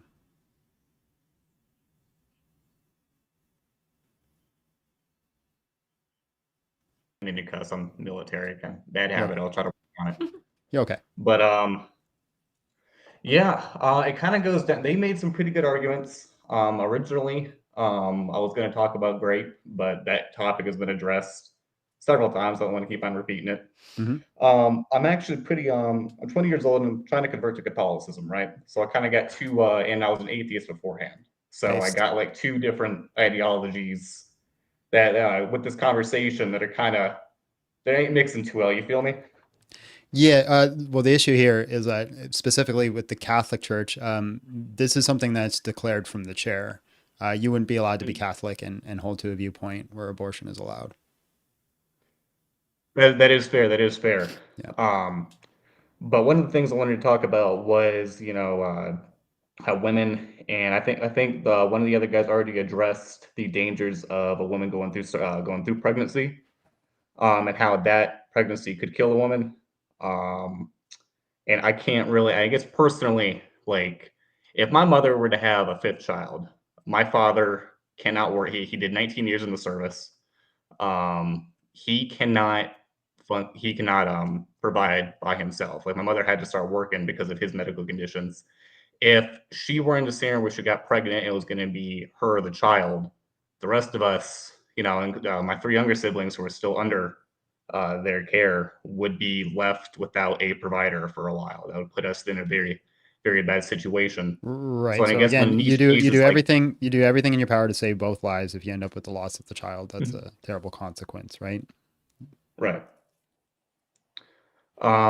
One thing I did want to address though is that when it comes to the value of human life, I can't really agree that everyone is necessarily valuable. And this is one of the things, because I know what the Bible says, right? You know, we're all created in God's image. God created us perfectly. You know, He knitted us in His womb, in our mother's womb. But that my secular past is kind of telling me, there's not really, if someone is deliberately choosing to. Sorry, I don't mean to cut you off, but like you said, you're considering being Catholic. I just want to read from the Catechism. These are like required beliefs of Catholicism. Since the first century, the Church has affirmed the moral evil of produced abortion. This teaching has not changed and remains unchangeable. Direct abortion, that is to say, abortion willed either as an end or a means, is gravely contrary to the moral law. You shall not kill the embryo by abortion and shall not cause the newborn to perish. God, the Lord of life, has entrusted to men a noble mission of safeguarding life. The men must carry out in the manner worthy of themselves. Life must be protected with the utmost care from the moment of conception. Abortion and infanticide are abominable crimes. Okay. So I just want you to be clear that like there's no gray area if you want to go that route. And I hope you go that route. I hope you become a Christian and continue down that path. But this would also be consistent with the Orthodoxy viewpoint and the vast majority of Protestant viewpoints as well. Okay. And I appreciate you reading that for me. I didn't know about that. So I'm still doing a lot of research, and thank you for bringing that up. No problem. But something in being military, right? We talk a lot about being everyone being mission essential, but there are people who are more mission essential than others. So if we're in an environment with gas and everything, if we don't have anything that can detect these gases, someone's going to have to pull off their mask to make sure the area is safe, so the others can complete the mission. That person's not going to be an NCO or anyone of leadership. That's going to be the new private because they are the least mission essential. Yeah, but there's a difference here, is that those people, through their own free will, signed up for service under the assumption that their life would be put on the line. True. However, could you argue though that if we were in a situation, and then not even just military, but in general, if you can only provide for a set number of people, and you had to choose between the physically and mentally able, between that one person, if you had to choose between two, one person that is not able to really take care of themselves and one person that is, and you can only provide for one in this community. Right. So here's the thing. Here's the thing. This is a very simple way to answer, right? Me being a man in my house, one day we may have children. In a situation where danger comes into my household, it is my responsibility to put my own life on the line for the sake of my wife and children. And I think in most cases, not in all cases, most cases, traditionally speaking, at least, maybe not modern day, the man would be the most contributing member of the household. Mm-hmm. So if we're going to stick to this idea that the least contributing member has the least value, I should technically throw my infant at the attacker. Okay, no, I could see how that argument got refuted. Okay, I appreciate you. I came in here and I was like planning everything in my head, thinking what I was going to say, and the moment I got on this show, it's the first time I had a discussion. I kind of blanked, so I do apologize. No, it's not. Listen, man, I completely get it. I've been in situations where I've gone up in other people's lives. I was nervous, or I was in a public forum and I was nervous, and I forgot everything I planned to say. So I completely get it. It's part of life. It happens. As you do it more, you'll get more and more comfortable. Well, I don't really got anything else to say. I wish I did, but I appreciate you letting me on, brother. I do watch your stuff occasionally, and just keep on preaching the word, man. Thanks, man. God bless and good luck on your journey. And I hope next time you come up, where you're fully committed to a faith. I don't know, the faith. I don't care if it's Catholicism, Orthodoxy, or whatever, but a commitment. Thank you very much. Have a good one. God bless. Yep. Can you entertain the masses for a quick second? I'm drinking a lot of liquids. Yeah.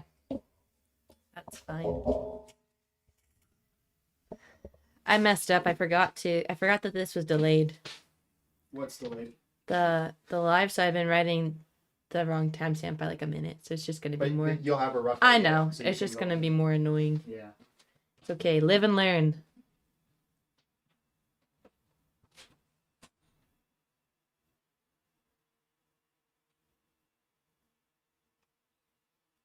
What's up, guys?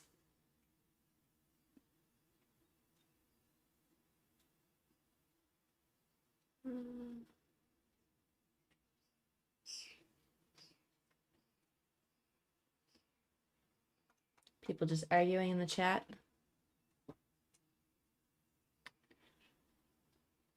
I'm not taking a call. I get too angry.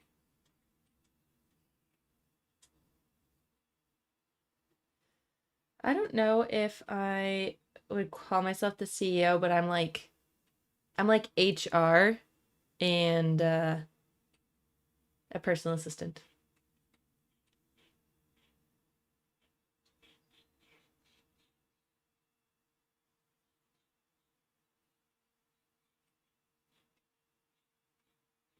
Love you too, Shannon. My favorite video game is Baldur's Gate because it's the only one that I can play with any sort of competency. I wonder if they can hear the washroom from there. Hope not. You can report John to HR. That's my HR right there. That's what I said. They said, how's the plan to become CEO? And I said, I don't know if I'm CEO, but I'm definitely HR. 100%. 100%. Mm-hmm.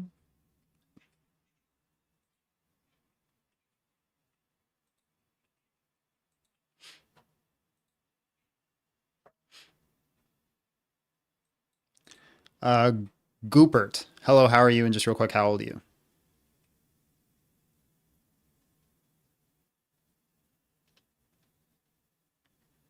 $21. Okay, just 1 second. All right, abortion should be illegal. Prove me wrong, win a taco. I mean, I don't just think it should be illegal, but like, I mean, the babies, I mean, the fetuses, they don't matter much yet. Like, they haven't done anything. You don't know what they're gonna do. It's like why do we protect them so much? Okay, so a newborn baby hasn't really done anything. Should we be allowed to just yeet him off a cliff? I mean, we don't need to know. But, like, if you had to choose between the life of an 18-year-old person or a newborn baby, I'd pick the newborn baby. No, I would pick the 18-year-old person because like he already has plans. Okay, so then what about a 90-year-old person? Kill the 90-year-old person. So he's gonna die in a few years anyway. Okay, so can you explain to me how you're not a monster? What do you mean? Like, I'm just choosing the logical option. But can you just explain to me how you're not a monster? Go ahead. I think you're trolling, to be honest. I don't think you're a real person. I have never killed anyone. But you would. Anyone. Like, I mean, what makes someone a monster? Well, the fact that you just unalive innocent people because, you know, they're not valuable to you. I mean, I wouldn't unalive them in any scenario, only if I had no choice. Only if you had no choice. Well, okay. In the case of abortion, you have the choice to birth them. So it's not in a situation where you have no choice. Yes, but sometimes you have the choice to birth them or risk dying. Or what? Risk dying. Say that again in English. Risk getting murdered. Yeah, so in a vast majority of cases where neither person is going to die, the mother or the child, should they be allowed to abort? In most situations, no. They should not be allowed. Yes, but I think it also depends on like how old the fetus is. Because like, I mean, obviously. Well, hold on. Okay, should they be allowed or should they not be allowed? Which one is it? Because now you're saying it depends on how old they are. Like maybe like if you can still do it with just a pill, I think you should be allowed. Because I mean, yeah. What difference? Okay, so if we develop a pill that can happen when they're 9 months in the womb, should it be allowed? I mean, you know what I mean. Like when it's like 2 weeks in or something. When it's okay, really you're just all over the place, ad hoc and monster. I think I'm just going to move on. Appreciate your time. I apologize, nigger. Knew he was a troll. Knew it. Somebody said to tell me that the minute something happens, you're out. You don't even know what's happened. What are they talking about? Like, I assume if something bad happens that you're gonna leave me. I'm gonna leave you the minute something bad happens? Yeah. Yeah, the minute she puts on more than 5 pounds that she currently has, I'm out. Gone. If she doesn't cook my dinner right perfectly, I'm out. If she sneezes too hard, I'm probably gonna be out. Yeah, there's lots of reasons I'm waiting to just leave this relationship that I've invested all my time, energy, and money into. I'm just looking for an excuse to get out. Oh, by the way, he actually hates me. Yeah, it's the Can't worst. stand living with me. Brady came in 499 says, I love the fact this worldview and the people who hold to it are reproductive dead end. Did you see that someone left a comment on one of my videos from yesterday's live? It actually ended up being a popular live. Got a lot of views and all considering it was a terrible live. Jace came in $5 says, official Burt game streaming startup fund. Well, hey, I like it. One of the comments is like, why is your wife half naked? That was like on the video. I was like, oh, she's just dressed for the weather, guys. Like, what's We're in considered a half heat warning naked? right now, guys. Yeah. I'm gonna start going live topless. I love being in the kitchen, Greg. Actually, I like to bake. That's my stress relief. And if she ever stops cooking, I'm out. Because she is only but a product for me. She is nothing but an incubator for my future offspring and my legacy. Whoops, I accidentally brought up 2 people. One of you guys is randomly going to get kicked. John's OnlyFans arc. Matt Gee. Hello, how are you? And just real quick, how old are you?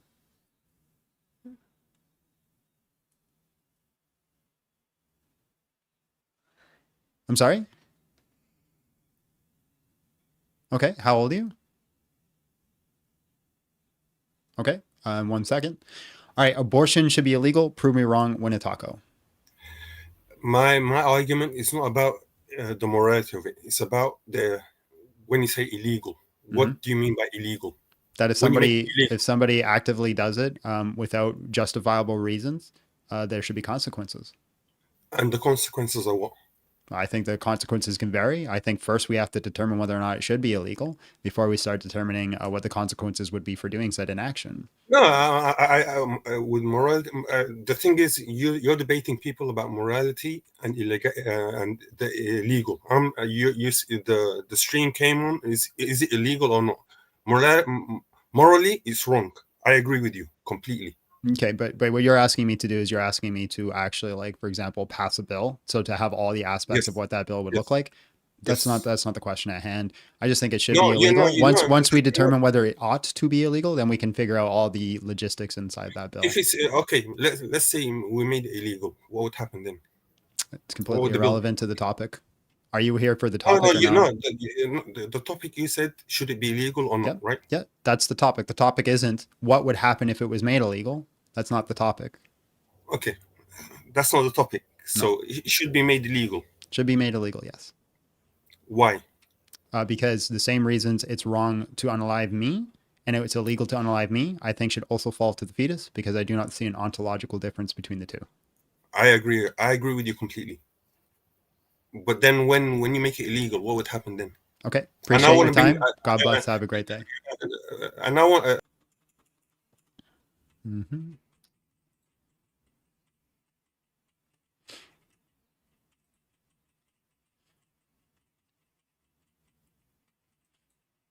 Well, we're finally getting down to the last 10 members in the queue. We're moving through it. Irina?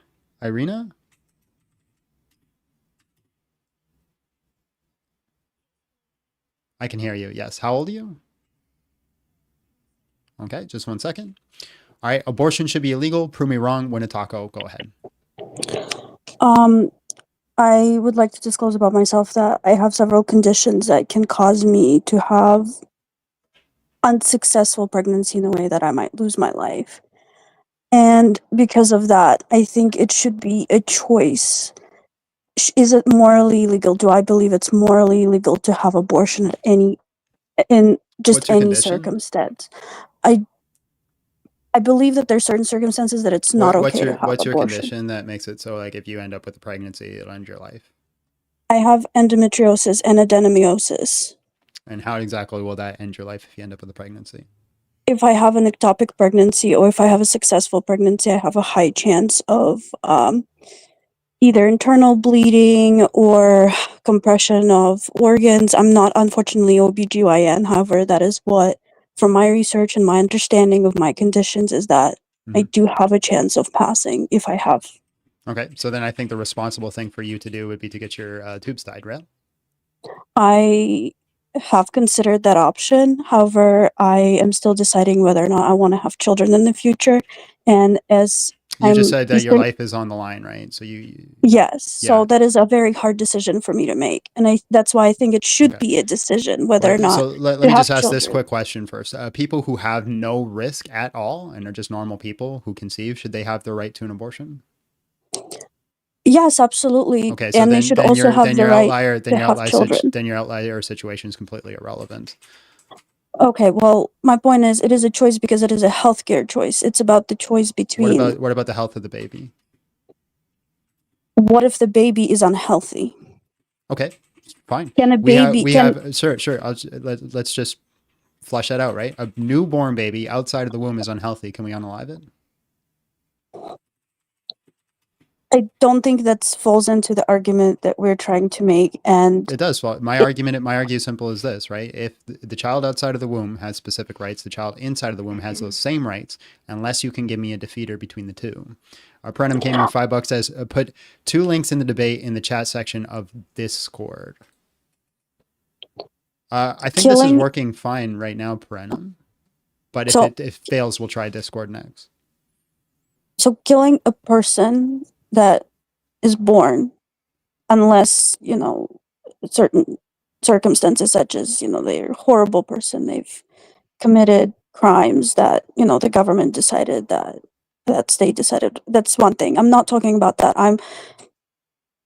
Killing a person is wrong, just like going out on the street and doing bad things to people, that's wrong. And that should be morally wrong for everybody, regardless whether or not they're religious or not. Like, at the end of the day, you should be a good person. So you're kind of just trailing on a preach. So yeah, my apologies. My premises are this, right? I'm a person that has a right to life. I used to be a fetus. Conclusion, a fetus has a right to life. Well, at that point, like, certain fetuses cannot survive, right? Like, you cannot take out, like, if we consider like alive, right? So you're just right? bringing up more outlier situations. I want to focus on the primary situations where you said that Brad and Susie can just abort because they want to. In these scenarios, should they be allowed to? You said yes. Why? I'm sorry, can you repeat your question again? So Brad and Susie hook up at a bar, right? They end up pregnant. Should she be allowed to abort? Based on their circumstances. There's no overlaying circumstances. There's no health on the line. They're financially capable. Should they be allowed to abort? It is their choice. Okay, so stop bringing up these outlier situations, these emotional heartstrings, because it's completely irrelevant to you, because you think no matter what, they should have the right, the 99%, not the 1%. Why should they have the right to unalive their newborn or their freshly conceived child? They have their personal reasons. Maybe they're not ready. Maybe they don't want the kid. Can a mother who has a baby that's freshly born throw their baby off a cliff because they're not ready? No, that is why you have adoption. So some people. Well, let's say they don't have access to adoption. They live in a country where there's no adoption. Should they be allowed to do that? After birth, absolutely not. Okay, can you give me the separating factor between the two on why one has a right to life and the other one doesn't? Roland came in with $10, says 9 months of community childcare and 18 months of child support to the needy kids who be a light punishment. Well, sorry. My point is that, the people who are getting pregnant, they can make their own choice. Can you please answer my question? The question I asked you specifically is, what is the difference that the child inside the womb does not have a right to life, but the child outside the womb does? It depends, in my opinion, is that if the child is able to survive outside the womb, then it has, as you say, you're just giving me a geographic location, right? What is the difference between the two, right? So let's say 1 minute before they are born, they're inside the womb. Do they have a right to life? If they're able to survive outside the womb, yes, they do, but not any. Okay, just capable. Okay. There's certain countries where viability is much later than it is in the West. Do those humans have a right to life? I believe that definition should be based on scientific fact. Right, that's what I'm giving, scientific facts. So for example, The 26 week mark for viability is because of our medical progress that has happened. There are certain countries where they're not viable until like 30 weeks or 36 weeks. They cannot survive outside the womb because they don't have the medical technology to keep them alive outside the womb. What is the difference between those two fetuses where one has a right to life and one doesn't? Because one can survive out of the womb, one can't. And it's simply because of the country they live in and the medical access they have. Sorry, I'm trying to understand the question entirely. I apologize. English is my second language, but I still struggle sometimes. So viability is strictly determined based off medical progress. Yes. So we have 26 viability because of our medical progress. There's other countries where it's like 30 weeks or 36 weeks because they don't have the technology that we have. So in situation A, because you were born in North America, you have a right to life. But in situation B, because you're born in, I don't know, Kentucky, you don't have a right to life. Why? Because it is based on circumstances. And that's just how the world works sometimes. Well, that's ad hoc and arbitrary. That doesn't actually have any value or meaning. I can simply state that you shouldn't be allowed to kill your child because that's how the world works. You see how that works? I mean, you shouldn't be allowed to kill your child because it's morally wrong. Inside the womb.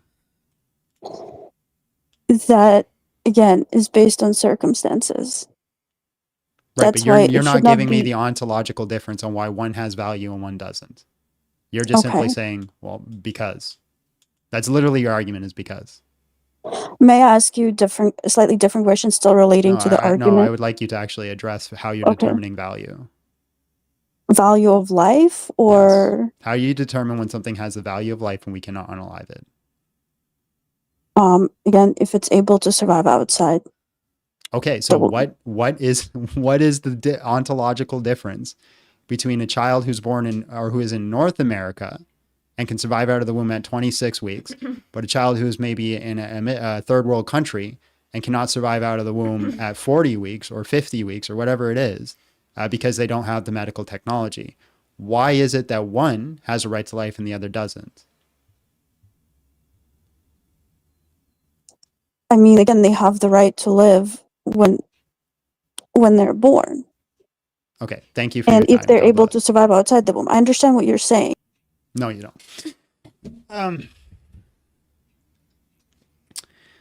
right, guys, once again, smash the like button, share the live, do all the things that you need to. If you want to support the ministry, you can do so on Patreon. Link is in the bio. You can also do so through Super Chats or through a PayPal donation. If you want to see this channel grow and you want to make sure that I don't beat my wife tonight because, if we don't make enough money, I'm a Christian man. I'm going to take out my anger on her because all she's good for is childbearing. That's all she's good for back. You see that woman back there? That's my property. Now, none of you got nothing to say about it because that's mine. Mm-hmm.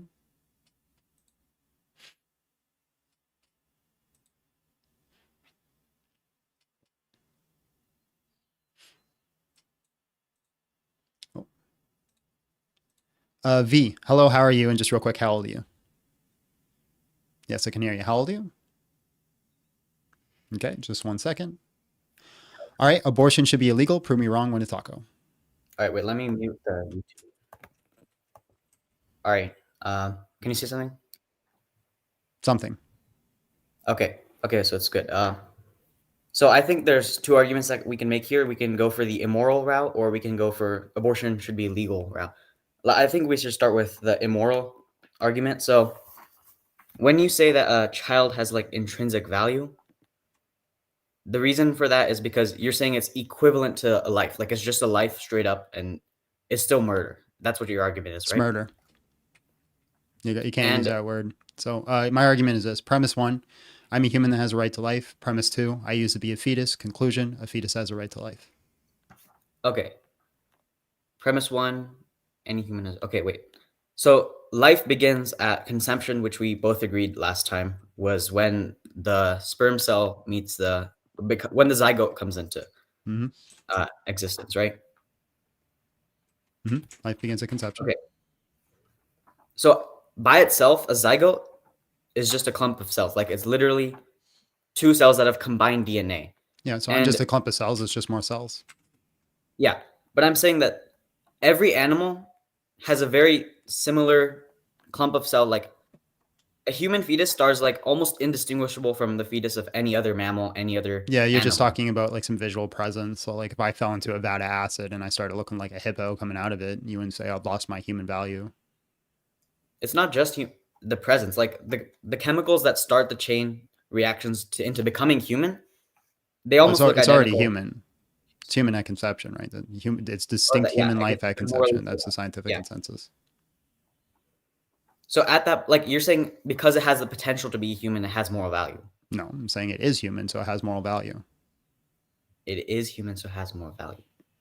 Well, like I wouldn't say that because it is definitely human, but I wouldn't say it has moral value because at that point it has no brain, it has no desire of life, it has no dreams, it has none of these Okay. characteristics that we would apply to conscious. So I fall asleep and I currently have no dreams or desire for life. I'm asleep. Do I lose my moral value? Good point. Okay. Let me go from another perspective. So hold on, let me think about this for a second. So when it's a baby, wow, actually, when you're sleeping, I need to figure out why you need to have a right to life when you're sleeping. Because you have the potential to wake up again, but that's a potential argument which I'm arguing so against. I agree to. I honestly think the only consistent reason that we should not unalive anybody is the potential future. That's the only consistent argument I've ever seen. Does that mean that, let's say there's like a 18-year-old who has big dreams about the future. He's going to go to college. He's going to get a job later. And on the other side, you have an 18-year-old who's on drugs. Does that mean that the 18-year-old who wants to go to college and has a larger future has a much higher moral That's not how it works. You have a potential future like ours, which means that you have the potential to achieve anything that humans could achieve. It's not the future that you actually achieve that gives you value. So you're saying, okay, wait. If that's the case, well, we're in a new era where like you can do a lot of things. There's stuff like cloning. There's stuff like, it's a new era of science, new era of bioengineering. There's a lot of things that could have the potential to become human life at this point, right? Wouldn't you say that potential can begin at any point? Like you can't just say, okay, wait, how about this? There's things that have potential to be human, but it doesn't have a potential to have a future like ours until it is a human. Interesting. Because a chain of potentiality does not mean a thing it has that thing itself has potential. Okay. Well, because we could then because like the problem with that is you could say something like abiogenesis, a single cell organism has the potential to be human, so therefore the abiogenesis has to be protected. Right. Okay. So how about this argument? So 10% of pregnancies end in miscarriage, right? It's roughly around that number. That's what GPT told me. I don't know how accurate that is. Okay. Well, if it's the case that any potential argument is equivalent to like a human, like what you're arguing, then we should, as a species, we should regard miscarriages as an equal tragedy to losing a child. Amen. Like a fully grown child. Hallelujah. Based. That is one of the best things that you said. Like a miscarriage, they mostly happen when like it's in the first stages, when it's like very hard to detect, very like most people don't really regard it as big of a tragedy. Like, okay, we get monsters. Huh. Okay. I guess we could say that. Okay, listen, let me move on. If my wife told me that she had a miscarriage this morning and she's just chilling, I'd wonder what's wrong with her. Right? I'd be like, what? Like, how do you think you would react, Abby, if you had a miscarriage? I would need a while. She need a while. Now, it might not be have a drastic impact as like if you have a newborn in front of you, because you don't have the interaction. Just like if a celebrity I know passes away, I'm not going to be as affected as if my wife passes away. That doesn't mean that they have different values. It just means I haven't had as much of an interaction. I don't have as much of a social relationship with the celebrity versus with my wife. And be the same thing with a fetus in the womb. I haven't had really a social relationship with that fetus. I guess that's how humans do seem to view a lot of moral. Like we take sadness in those ways because we're social animals. Well, yeah, and So I guess I'm that's the reason. and here's where the chat's gonna like go off. I actually struggle with empathy, so I find it very difficult to relate to emotions when somebody I don't know has passed away or something like that. That just because I personally find it difficult to empathize does not mean that person over there has lost their value. I still think they have value. Yeah, so I guess that's where the whole argument for abortion even stems from the first place. Like we don't actually see the fetus, so as a species, is that would you agree with that? Oh, hold on, I just knew somebody was gonna. Oh, we know you struggle with empathy, John. That's true, I do. So you can run to the bank with that. Sorry, can you ask your question again? So like I guess that entire point, like that we can't see the fetus, that we can't interact with it, is the whole reason that people support abortion in the first place. Is that we can't see it. Would you agree with that? It's the main reason most, like, a lot of people are okay with like factory farming. They don't see it, they don't know it, they don't feel it, and so they're just like, oh, it doesn't bother me, it doesn't affect me, so I'm okay. Most people, that's how they operate. If it's out of sight, it's out of mind. Yeah, exactly. Now, one more argument I'd like to make, like, to how that relates to being illegal. Like, let's suppose there's a child that's like halfway across the world and you could save it. Well, not you could save it. How about your existence is resulting in the child halfway across the world dying, and you have to link yourself. Let's say you have to go into like a hospital for. No, you have to start donating blood for 9 months. Are you just trying to give me the violinist argument? Is the violinist argument? Yeah, the violinist argument is there's a famous violinist. One day you wake up and you're connected to the violinist, and your blood supply is keeping them alive. And if you disconnect, they'll pass away. Are you obligated to stay connected? All right, let me search up that argument. Well, my point I want to emphasize is like there's a distance between you. Like there's like thousands of children. I just want to address this real quick.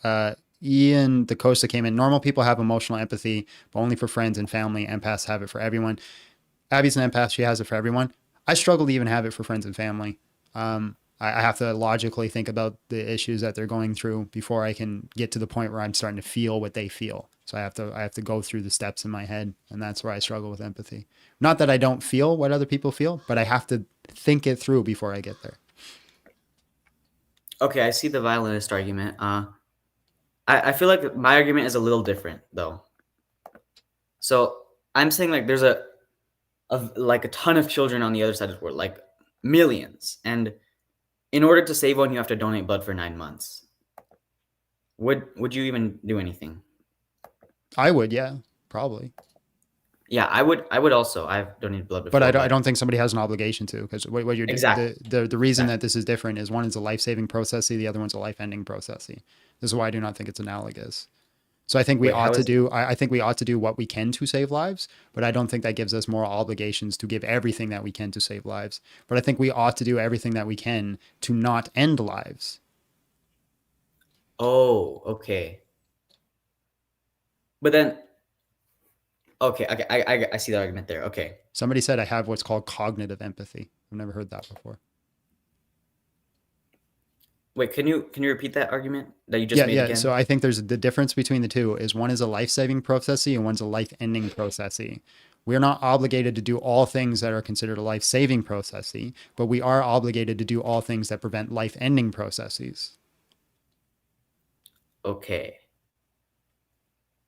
Oh, wait. That's part of my argument. So like I'm saying that your existence is actively causing these children to suffer. What would you do then? My existence? How is my existence causing them to suffer? Well, I don't know. Like maybe magically, like the fact, I don't know. Let's just assume it's magic. I just simply say that sucks. Sorry, bro. Life sucks. Life suffering. I'm not going to unalive myself. You're just flipping the scenario the other way around. I do not think we unalive other innocent people for the sake of other innocent people. Well, I mean, like you have to donate. Okay, well, I'm trying to structure this. I have to donate argument. Blood. That's a life-saving process. Yeah. Okay. How do I think? Okay, maybe like this might be weird. Maybe your organs. No, that's not a way to structure it. Oh, could you just assume that hypothetical, like maybe you are somehow causing those children to die and you have to donate blood to save them? Just hypothetically. How am I causing them to die? Well, I don't know. There's probably some scenario that I can think of, but like hypothetically. So my existence is just causing other people to die? Yeah, let's just assume that. I don't know how to answer that question. I've never thought about that question where somebody's just existence causes other people to die. Do we have an obligation to end their life? I don't know. I'll say I don't know. Okay. I'll think of a way if I can frame it better, and then I'll come back to you. But let's move on to like a political argument. So No. The topic today is, should it be illegal? yeah, should it be illegal? That's like a policy statement. So I don't think it should be illegal. Like, of course, you said there are outliers, and that itself doesn't makes it shouldn't be illegal. But in the basic sense, if we are going to make it illegal, people are like currently what we already see is people just go to other states and do it anyway. If we end up making the entire country make it illegal, people are just going to perform like backdoor abortions. Like, so that already has happened in the past. Fine. Do people still commit smurder? Smurder? Yeah. What's that? Where smurder? Like I go to my neighbor and I take their life because I want their car? Yeah. Do people do that? Okay. Is it illegal? Yes. You see the problem? Oh, okay. Well, my argument here is that if people are going to be committing like these unauthorized abortions and like from some shady places, they're going to cause risk to themselves. Yeah, that sounds like a them problem. Good. Hallelujah. If you're going to go Well, if you're going to go do a process where you're choosing to unalive your own child, I hope you suffer consequences. You're not making your case here. I think there should be consequences for trying to unalive people. I'm sorry? We do in fact ban drugs. We ban drugs. We prevent these situations from occurring. The government has a duty to protect people regardless of what kind of crimes they're committing. Like, we don't just put people who commit murder instantly on death row. You can't say that word. You got to say smurder. Oh, right. Sorry about that. Yeah. I see that. Okay. What did you get the argument I was making? Yeah, I don't think people should be allowed to just harm themselves either. But you're saying that we should allow this person to harm another person so they don't harm themselves in the process of harming another person. We should allow the person. We should allow this person to harm another person so they don't harm themselves in the process they would do to harm another person. Okay. I don't think we shouldn't straight up allow abortion. We should, like, when there's a case where someone might need an abortion, I do think that it would be terrible for someone just like, oh, I have a baby, I decided I don't want it. Like, let's just have an abortion. I think they should have informed conversations with their doctors where they're discussing, like, am I going to be financially responsible? Am I going to benefit from am I going to bring a good life to this baby? Or like, so what if you don't bring if a good I don't life want to this baby, so what? is there clinics? Wait, sorry? So what if you don't? So what if the baby's going to have a hard life? If I run into a child that's in an abusive home and their parents are drug addicts, should I just take that baby and throw it into the fan and see how far it goes? No, you should take that baby and put it in like a safer place where it can live, like orphanages or clinics. And we should let's do that with the baby inside the womb too. Exactly. Yeah, we shouldn't just. But there are cases like. Yeah, we should just put them. Currently, we don't have people adopting other people's babies as frequently as we do. Yes, we do. Yeah, there's no child that doesn't get adopted. The children that end up in the foster care system are grown children that are taken out of their homes in abusive situations and end up in a foster care system. Newborn babies that are put up for adoption, 100% of them get adopted. There's not one that stays in the system. Yeah, there's 2 million parents in the United States right now just on the waiting list. Okay, let me see that. 200% of. If that's true, then my entire argument collapses, and I think you just win there. Because then there's no reason that you shouldn't just put the baby up for adoption.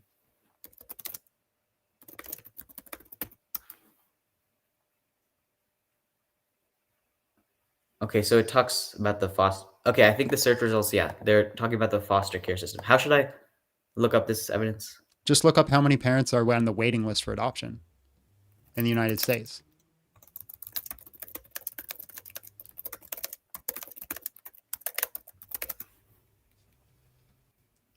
$2 million couples. Wow. Yeah. They're on the waiting list. Yeah. Which means most people who want to adopt won't be able to. Interesting. Like, I didn't think there my was that wife many. has a friend that adopted, and how much of, you know better than I do, Abby, how much of a process was it for them? There's like a lot of paperwork. You have to get like house visits and all that kind of stuff, and it's really expensive. Do you mean like how long did it take, or? Well, what they got lucky because they found their own surrogate.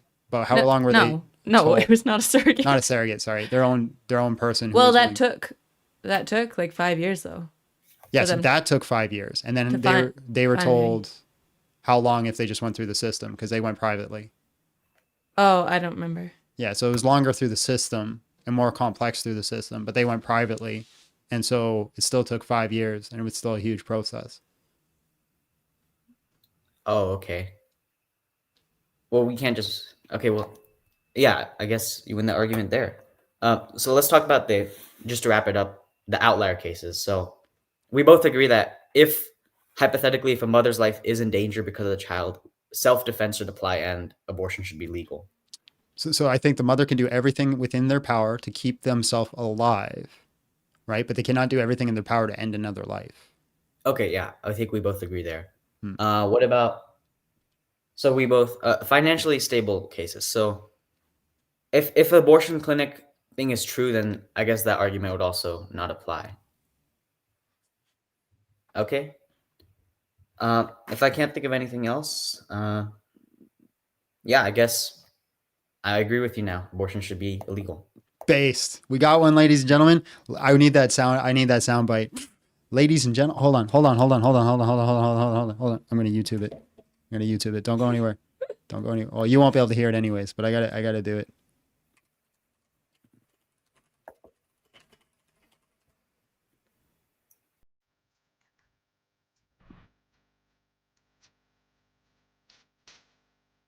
And this is where I lose my monetization. Well, turn it off. It's worth it. What is this? Ladies and gentlemen, we got him.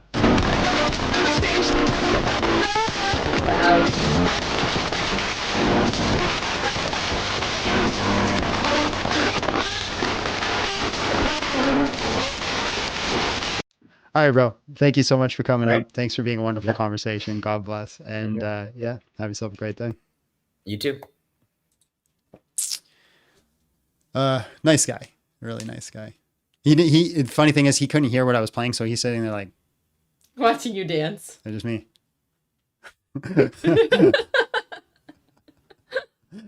All right, guys. Once again, if you want to support the ministry, you can do so on Patreon. Link is in the bio. You can also do so through Super Chats and through PayPal. Link is also in the bio for that. But the best way you can do it is just making sure that you're sharing and liking the live, so that way you can get out to the people that need to see it, need to hear it. We do most of our content on YouTube, so depending on where you're watching, head over to YouTube at Big John Steele. Make sure you subscribe and like to that channel. We're going to be putting out more content there on a regular. Like I said, we've got some people on the team now that are helping the channel grow, so we're going to offer you some better content. With that being said, we're getting close here to crunch time. How are you feeling back there, Abby? I'm tired. We've been going 3 hours and 20 minutes. So I'm thinking one more guest. Yeah. Whatever you want. Okay, we'll go 4 more hours then. You're the boss. Can I go to the bathroom now? Yeah, I'll chat with the chat for a bit until you get back. Sola Logic came in and said 5 more. 5 more. 5 more. Please, oh my God, I hope I'm on next. I have no idea because the way I have it set up now, I have 0 clue who's next in the queue. So it is what it is. Did you post a live notification on YouTube? Yeah, we do. Yes. You got to make sure you turn the bell notification on. Just load up Baldur's Gate 3. It's such a good game. 10 more, actually. That'd be too much. 6 more.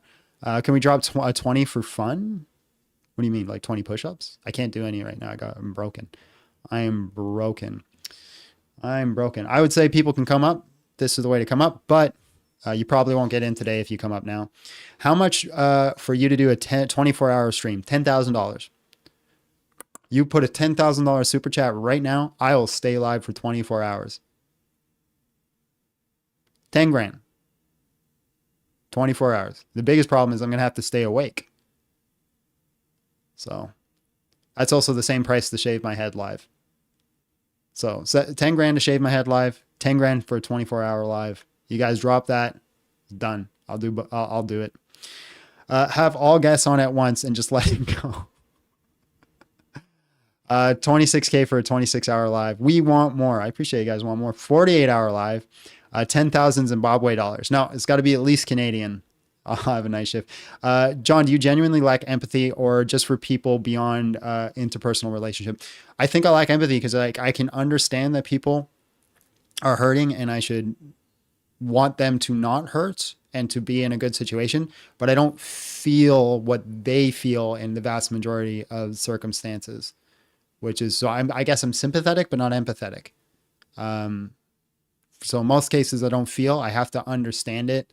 And I have to really like think it through and then put myself in that situation. Then I can feel it. There's a few things I'm always going to be empathetic towards. So for example, for some reason, anytime I see a really fat kid eating cake, I feel really sad.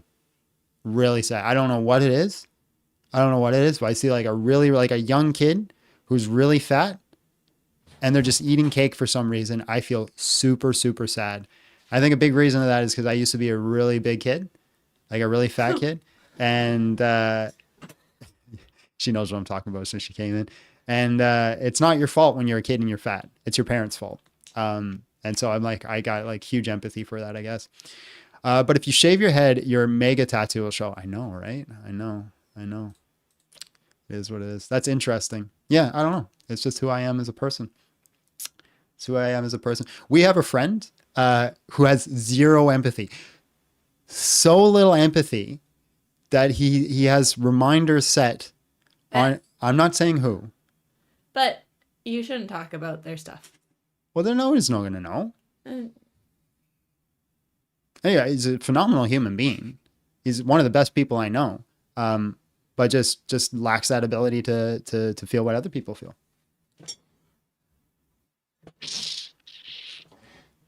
Zero empathy is literally a psychological issue. Host doesn't have empathy. I see. You tell people anything, they'll take it and they'll run with it. You give them an inch, they take a mile. It's like when I host debates. I've done debates before where I've said to people, I don't know this topic. I'm not sure about it. I want to do a debate and see if it holds up and see if it works. And the next thing I know, I posted it as a video is I schooled John Steele on this topic. Well, congratulations, bro. Well done.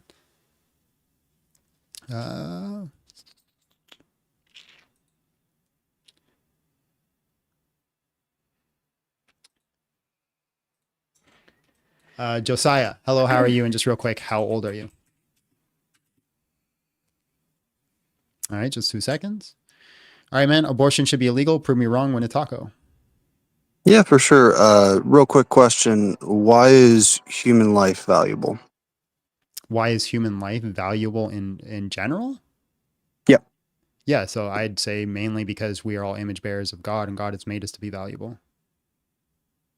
Okay, and if I don't believe in God, then... Why do you think human life is valuable? I do. Okay, why do you think it's valuable? Yeah, I think human life is valuable because humans possess a certain level of cognition where they're able to have detailed and experiences, and that's why they're valuable, because they have a certain level of consciousness. Okay, do animals have that same value? They don't have the same level of consciousness that we do. Okay, so what do you mean by the same level of consciousness? Are you just talking about the ability to ration? Yeah. Okay, so essentially. So how much consciousness does one need to get value? Yeah, that's a good question. I think that it's pretty dependent, and I know that you're probably going to be like, oh, babies don't have that like same level of consciousness. Yeah, a dog has more consciousness than a baby.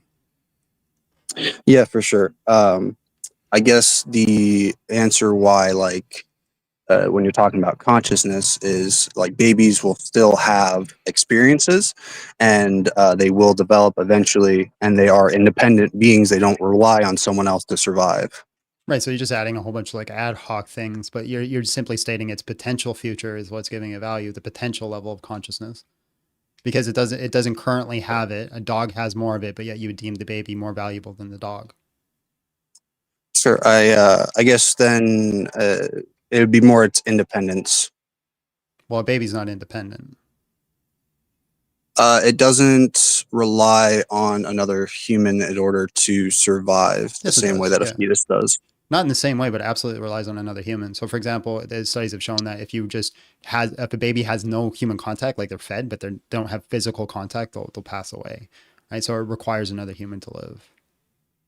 Correct, but they don't require the how do I put it? They don't require like the mother.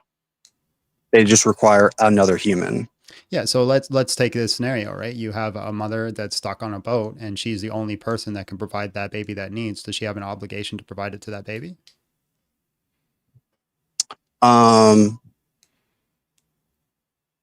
Does she have a moral obligation? Yes. I'd say a legal obligation. Like if she chooses not to, should she suffer consequences?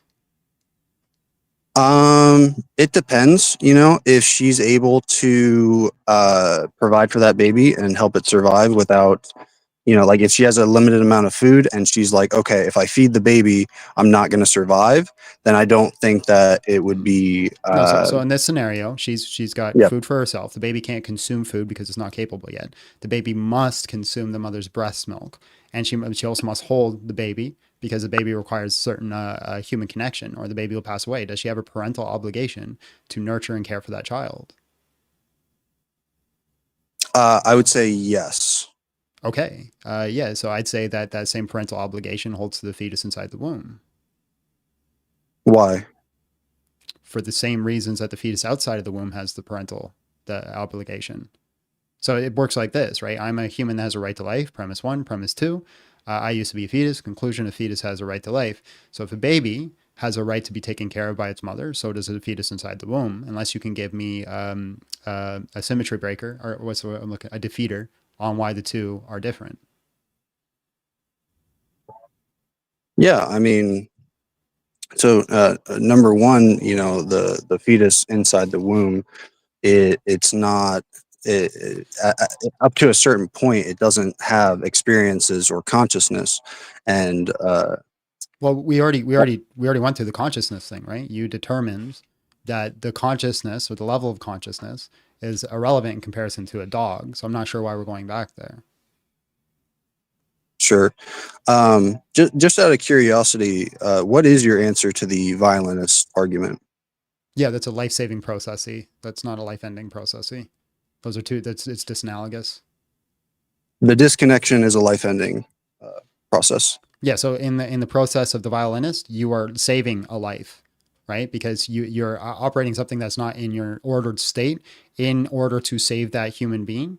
You can choose to withdraw your life-saving processes, but in the end of taking the fetus outside the womb, you're not saving a life, you're ending a life. The fetus is existing in its natural environment, it's existing in its ordered state, and you're actually doing an invasive process to end its life. So because it's unnatural, that makes it immoral? No, I'm just showing why they're not analogous. They're not analogous because one is natural and the other isn't? No, they're not analogous because one's a life-saving processing and one's a life-ending processing. Okay, but we just went over that, and I explained that the process of you disconnecting from the violinist is a life-ending process. No, it's removing your life-saving processing. It's advocating your life-saving procedure, or abdicating it. Sorry. Yeah, so the life-saving procedure for the baby that you advocated for was conception, and That's not a then the life-saving removing. processing, right? You're not saving a life by allowing something to exist in its natural environment. That's like saying I'm saving my wife's life by allowing her to exist on Earth.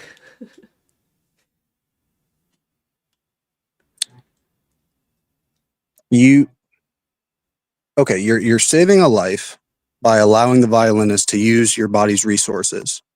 And yet, when you withdraw that consent to allow the violinist to use your body's resources, you are ending his life effectively. I'm not ending How his is that life. not? No, I'm not ending his Yes, life.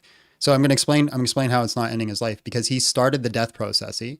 I'm just not interfering with the death processy. I'm allowing it to take its natural course.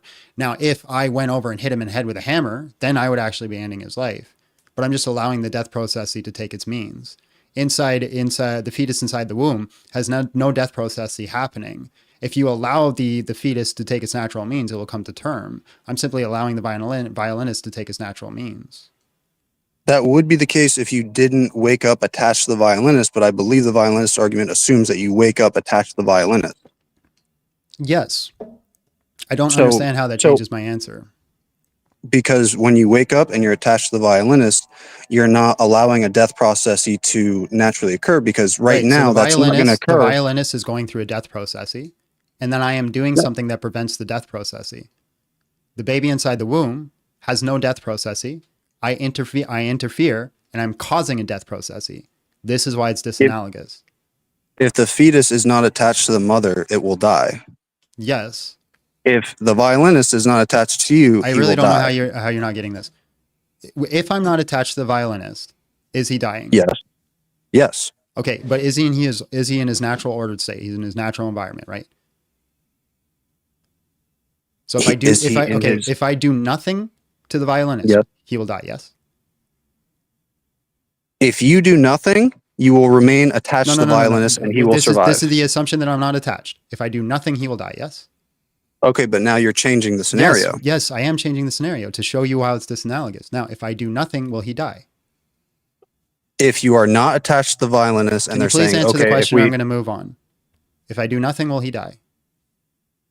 Yes, in that scenario, which is different. Cool. So that means he's on a death process. With a fetus in the womb, if I do nothing, will it die? No. Okay, so it means the baby has not started a death process. Now I get connected to the violinist, which means I am now doing what? I am now interfering with the death process. Yes? Correct. Right. That's why it's disanalogous. There's no death process with the child. Okay, will the baby develop outside of the womb? Will the baby develop outside of the womb? Yeah. Is a fetus able to survive outside of the womb? Can a fetus? It depends on what stage of development they're in and how medical procedures have advanced. In the foreseeable future, in the foreseeable future, we could have viability up to like 1 week outside of the womb. That's possible. Yeah, and that would be great if someone could choose to end their pregnancy without terminating the fetus. I think that would be the more moral option. Right. So again, the viability doesn't determine whether or not it's a human and has a right to life. Because viability changes based off medical advancements. No, but its dependency on its mother does change whether or not the mother should have a right to withdraw her consent to allow the baby. Phenomenal. Do you think a mother should have the right to unalive her child for all 9 months? No, because once the baby is able to, then you don't hold to bodily autonomy. I do hold to bodily autonomy. Okay, then you should hold to the fact that she'd be allowed to unalive her child for all 9 months. Do you want me to explain? Because I can if you want me to. Yeah. Yeah. So if a mother chooses that, decides that she no longer wants to be pregnant, and she's at a place where the baby is now able to survive outside of the womb, the way that she can end that pregnancy is by removing the baby from her womb, and then that baby can survive outside of the womb. The easiest way to end a pregnancy once you're in the 3rd trimester is essentially to give birth. Okay, let's say that she's in a country that does not have the medical procedure to operate in a C-section, and the best thing that they can do is to unalive that child. Can she unalive her child all 9 months?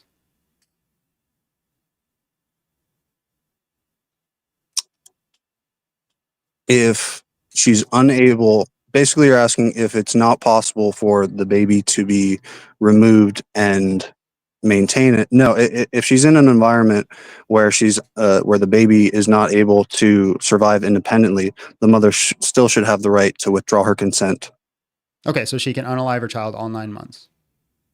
If she's in an environment where it's impossible. Now you need to tell me why she can't unalive her child on the boat, where you said she couldn't do that. You need to give me the separating factor between the two. Because in both scenarios, they both require the mother and the mother's body. Yeah, because when a woman gives birth and she chooses to keep it and take care of it, she didn't choose, right? Let's say she was kidnapped. She ended up on a boat and she was pregnant. and she had no access to abortion. She didn't want to keep the baby, and the baby ended up born, and now she has a 1-month-old baby, and she's stuck on a boat, and she's by herself. She can eat food, right, and keep herself alive, but the baby requires her breast milk and her bodily attachment to stay alive. Is she obligated to keep that child alive? Oh, well, you didn't mention all those other details before. In that scenario, no. Oh, you're a terrible, terrible human being. God bless you, and I hope God gives you what you deserve. Whoa. Explain he why. Just said, no, he just said no. She shouldn't be able. Oh, I misheard. I apologize. Then that's my mistake. I can't bring you back up because I don't have the queue. HRB slacking there, fired. They see you hunched over. But either way, he shows his inconsistency there because there is no ontological difference between the two. You misheard too? Okay, so I'm not just alone on that. I apologize if he was saying that, no, you should not be allowed to do that. But then, yeah, I did jump the gun. You're not a horrible person. Well, I jumped the gun because he literally just Maybe. said you can unalive a child for 9 months. So I was kind of on edge. So I'm not the You only, are, lot of people misheard. All right. So a lot of people misheard. So did I. I misheard too. I misheard also. Okay. So it wasn't just me. All right. Whoops. Mistakes happen. But I don't think maybe he does, to be charitable, maybe he does have an argument. I don't think he can give me the separating factor then between the 9-month-old in the womb and the 1-month-old outside of the womb. I don't think that's going to happen. With that being said, I'm not going to bring up any more guests. We're going to call it a day. I need to make sure she has a break, and we got to treat our employees right. It's much better than Muslim Monday, though. It's much better than Muslim Monday. Much better. And look, you contributed to conversations. You did great. You did great. John's getting a little cranky. Listen, this is a tough topic for me. It's rough. I'm trying to be civil and talk to people as if they're human beings, but it's really hard for me to see them as a human being when they're literally arguing for the unaliving of their own children. That's tough for me. Like I got to sit and talk to this person cordially and be polite to them. Because if I'm not polite to them, then everybody else, look at this guy. He's horrible. He's just condescending and mean, doesn't listen to anybody. So I have to do that as they sit there and tell me all the reasons they think it's okay to kill their children. It's rough, man. It's rough. I know you're just joking. I'm just talking. All right, guys. So everybody watching on TikTok, if you guys want to chat a little bit more, we're going to do about 5-10 more minutes over on YouTube. So links in the bio. If you want to come join, click that, come over to YouTube. That's where most of my content is going to be posted. That's where all my lives happen. We do these live Monday, Wednesday, Friday, but we also do hangout lives Tuesdays, Thursdays, where we do reactions. And we post content over there as well, all diving into these topics and issues. We also have a Discord, which everybody's begging me to promote more. So if the mods want to put the Discord in the chat, that'd be great. And then you guys can join the Discord server and all be friends and family with each other. I am more involved in the Discord as of late. I'm doing a lot better with that. And yes, the stream is ending. We're just doing a hangout. We're going to do a quick little prayer, and then we'll go from there. Our Father in heaven, hallowed be thy name. Thy kingdom come, thy will be done on earth as it is in heaven. Give us this day our daily bread, and forgive us of our debts as we also forgive our debtors. Lead us not to temptation, but deliver us from evil. Lord, thank you for this live. Thank you for these cordial conversations. Thank you for everything that you provided. Thank you for handling the trolls today, or I don't know if you did or if it's a system, but Lord, you're in control of everything. I ask that you work on people's hearts, Lord, so they get to know you and know who you are and get to know where their value comes from. Because without you, Lord, there really is no value. There is no worth. There is no reason or odds. But with you, there's so much potential. There's so many things that we could do. And just help us realize that we need you in every state of our life. You are good in everything you do. Give us grace. Thank you for the cross. Continue to walk with us and forgive us of our sins. If we're wrong, correct us. But if those come against us are wrong, correct them. I ask this in Jesus' name. Amen. In the name of the Father, the Son, the Holy Spirit. Hallelujah. All right, guys, we're going to end it on TikTok. Like I said, go support me on all those platforms if you want to see the channel grow. And again, if you want to talk a little bit more, come over to YouTube at Big John Still. I'll be live there again for about 5-10 more minutes. God bless and have yourself a great day. And to everybody waiting in the queue, I apologize. We'll try to get you up next time.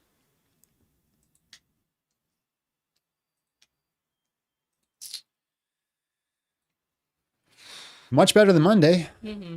Way better than Monday. Do I need to end this? Don't end nothing yet. Okay. We're still live. Oh yeah, the shorts. You're only ending TikTok. I'm only ending TikTok. Okay. Yeah. Over there, just gonna cancel us. Cancel us. Just trying to be on the ball. Yaxo came and said, I dislike Muslim Mondays. It's just so much repeat dawah and people have little to no comprehension of formal logic. The Muslim Mondays are so awful. Hi, y'all. Dull. Screening is a big W. Yeah, the screening system works way better. And I have them muted so you guys can't hear what they're saying until I can confirm that they're an actual person, which has been good. The new system works. I can do it solo. If one day we have some people on that can actually talk to them beforehand, that'd be good as well. Being against childbirth for minority issues is very immoral. Being against childbirth. Oh, yes, I see what you're saying. Contingent on abortion clinics arguments. Going to need to rewatch the stream. Just got here. Absolutely, you're going to have to rewatch the stream. I'm wearing a suit.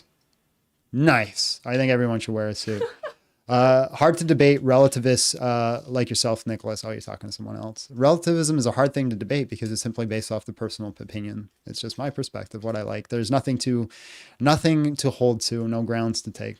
So this is an off-topic stream and or abortion. We're just chatting now. We're just hanging out. I'm just giving you guys your kisses. That's all that's happening. Gross. I think all the higher power that Josiah was not a politician. Also, there's one thing I wanted to address. Somebody said, I lost the debate with somebody because I conceded I'd have to change my definition of what abortion is. But I think they forgot that he admitted that most abortion should be illegal, which is the topic. He's just talking about outlier situations. So yeah, I'm not sure I lost that one. Just going to say it. Green is a great color on Abby. Amen. Thank you. Because my hair is slightly on the red scale. Can a necessary being create contingent beings? Yes. Absolutely. Take him back. Take what back? Take what back? John is take a solid argument, or are there better ones? I don't know. I really don't know how good of an argument it is. I did a debate live with it once and I ended up with Phil Bros and I had no idea what the Phil Bro was saying. And he ended up posting a video mocking me afterwards. So rough. So I have no idea. Omnis John is a decent topic to dig into. I'm not too sure. Hey, you know what I'm getting? I'm getting smile lines. I smile the more since I've been with you. Aw, that's so cute. I appreciate everything you do and the chat. A few days ago, I got called up and I appreciate it. No problem.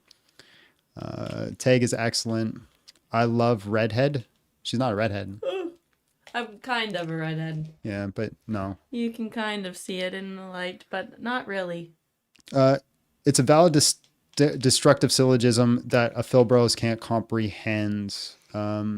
Maybe, I don't know. But all the Phil Bros I saw that watched that video were just like, wow, John is so bad. And they were smart guys. So I'm not a big philosophy guy. I know little aspects of philosophy and basic logic and critical thinking skills, but I'm not a Phil Bro by any means.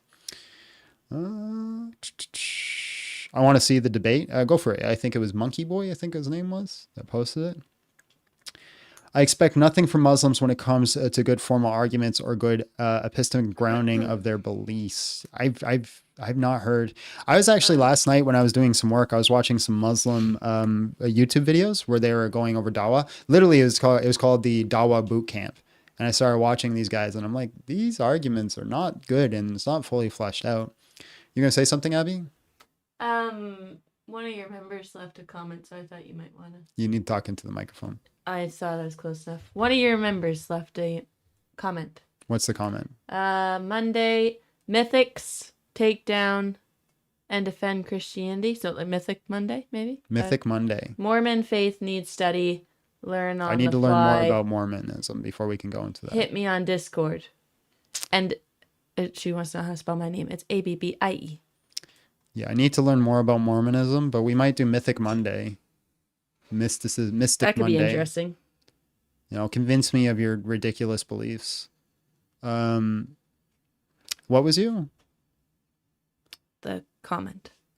They're okay. They're okay with foundationalism, which is based off circular, but get mad at coherent epistemological system that Tag holds to.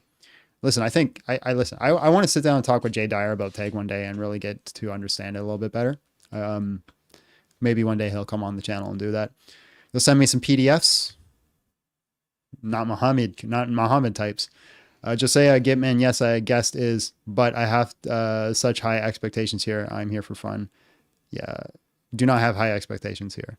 We are an entertainment show. Does Muslims worship the same God? Don't pull me into this debate.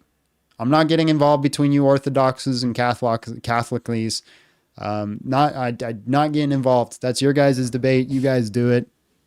I'd say no intrinsically, but I'm not getting involved with it. PDFs about Mormonism. Josiah's upset in the chat. John never said he won. He apologized. That was the last guy we talked to? Yeah. He's like, I see you're skipping over my comments. I don't see him. He just didn't see him. I still don't see him. Where are they? But he never said he won. So no, I did win. I crushed him.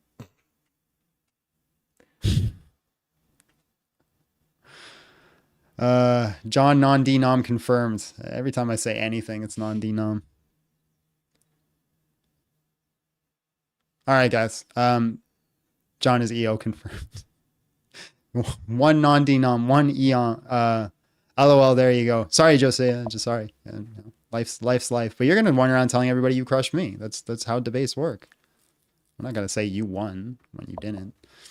But I did preemptively kick you. Yeah, I shouldn't have kicked you. John is pro-Orthodox. Amen. Amen. Amen. I do see your comment now, though. All right, guys. Thank you so much for hanging out. Thank you so much for being part of the live. We will be alive again tomorrow. Abby, are we live Friday? Are we leaving Friday? we're leaving Friday. Should we do the debate tomorrow then? Or should we do a hangout tomorrow and reschedule the debate? That's up to you. Chat, do you want debates tomorrow or do you want the hangout tomorrow? Because we won't be live on Friday. It's our honeymoon. We're going to go on, well, it's our anniversary, but we like calling it our honeymoon. It's our anniversary and we're going to go on an anniversary honeymoon thing. Can you do a poll? Do a poll for Yes, debate I or hangout? can. And then you tell me how it goes. Oh, I gotta get rid of this one first. Oh. Also, having you watch those things has taken like a load of stress off my end. What things? The two chats and the Oh. mods and posting the polls.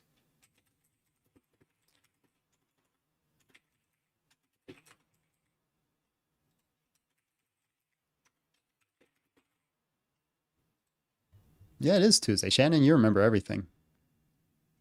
You're going to the casino? I'll enjoy your trip to the casino. Thought we were doing it Saturday. No, we're gone all weekend. All weekend.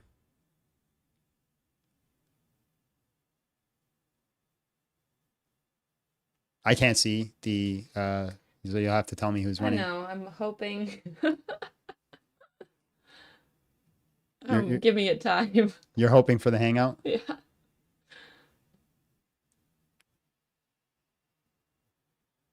Put it all in black. What are we at so far? It keeps going, right? It doesn't end. So you got to decide Yeah. when to end it. Well, right now it's 71% for debate. 71% for debates. Looks like we're doing debates tomorrow. Looks like we're doing debates. We could debate a topic you want. That way you're more interested. No, you do atheists on Friday, right? Yeah, but That's probably we interesting. could switch it up. I don't want you quitting your job on the first week. No, this was more interesting. I So you can say really don't like the Muslim Monday. Muslim Mondays. I So know. boring. I know it's bad, but people listen. Islamic content gets watched. All my most popular videos are all Muslim debates. That's just what it is. It's a leading topic. God Logic has all of his content on that. Apostate Prophet, all of their content is on that. David Wood, all of his content is on that. And people watch it. People love the Muslim content. I don't know why. Modern Brain came in with $5, says, my wife asked me where these super chat charges are coming from. I said, just blessing a ministry. Don't make the wife mad. Which reminds me, Abby, there's going to be some, I give out some super chats every now and then too. It's not a lot. It's like a couple bucks here and there. That's fine, but you need to tell me. Every single one? Yeah. Well, you won't Oh know my this. word, this is a big pet peeve of mine. He's like, why do you need to know the exact amount? Because it all adds up. in our budget. He's like, why do you need the exact amount I spent on this on Amazon? Because the taxes are like $5. I need to keep track of that stuff. Sean Bessie said, hope she doesn't think your side chick's name is Blessing. Just spending it all on blessings. All right, guys, we'll see you all tomorrow. Pray for me. My wife's going to beat me as soon as I hit the end of live.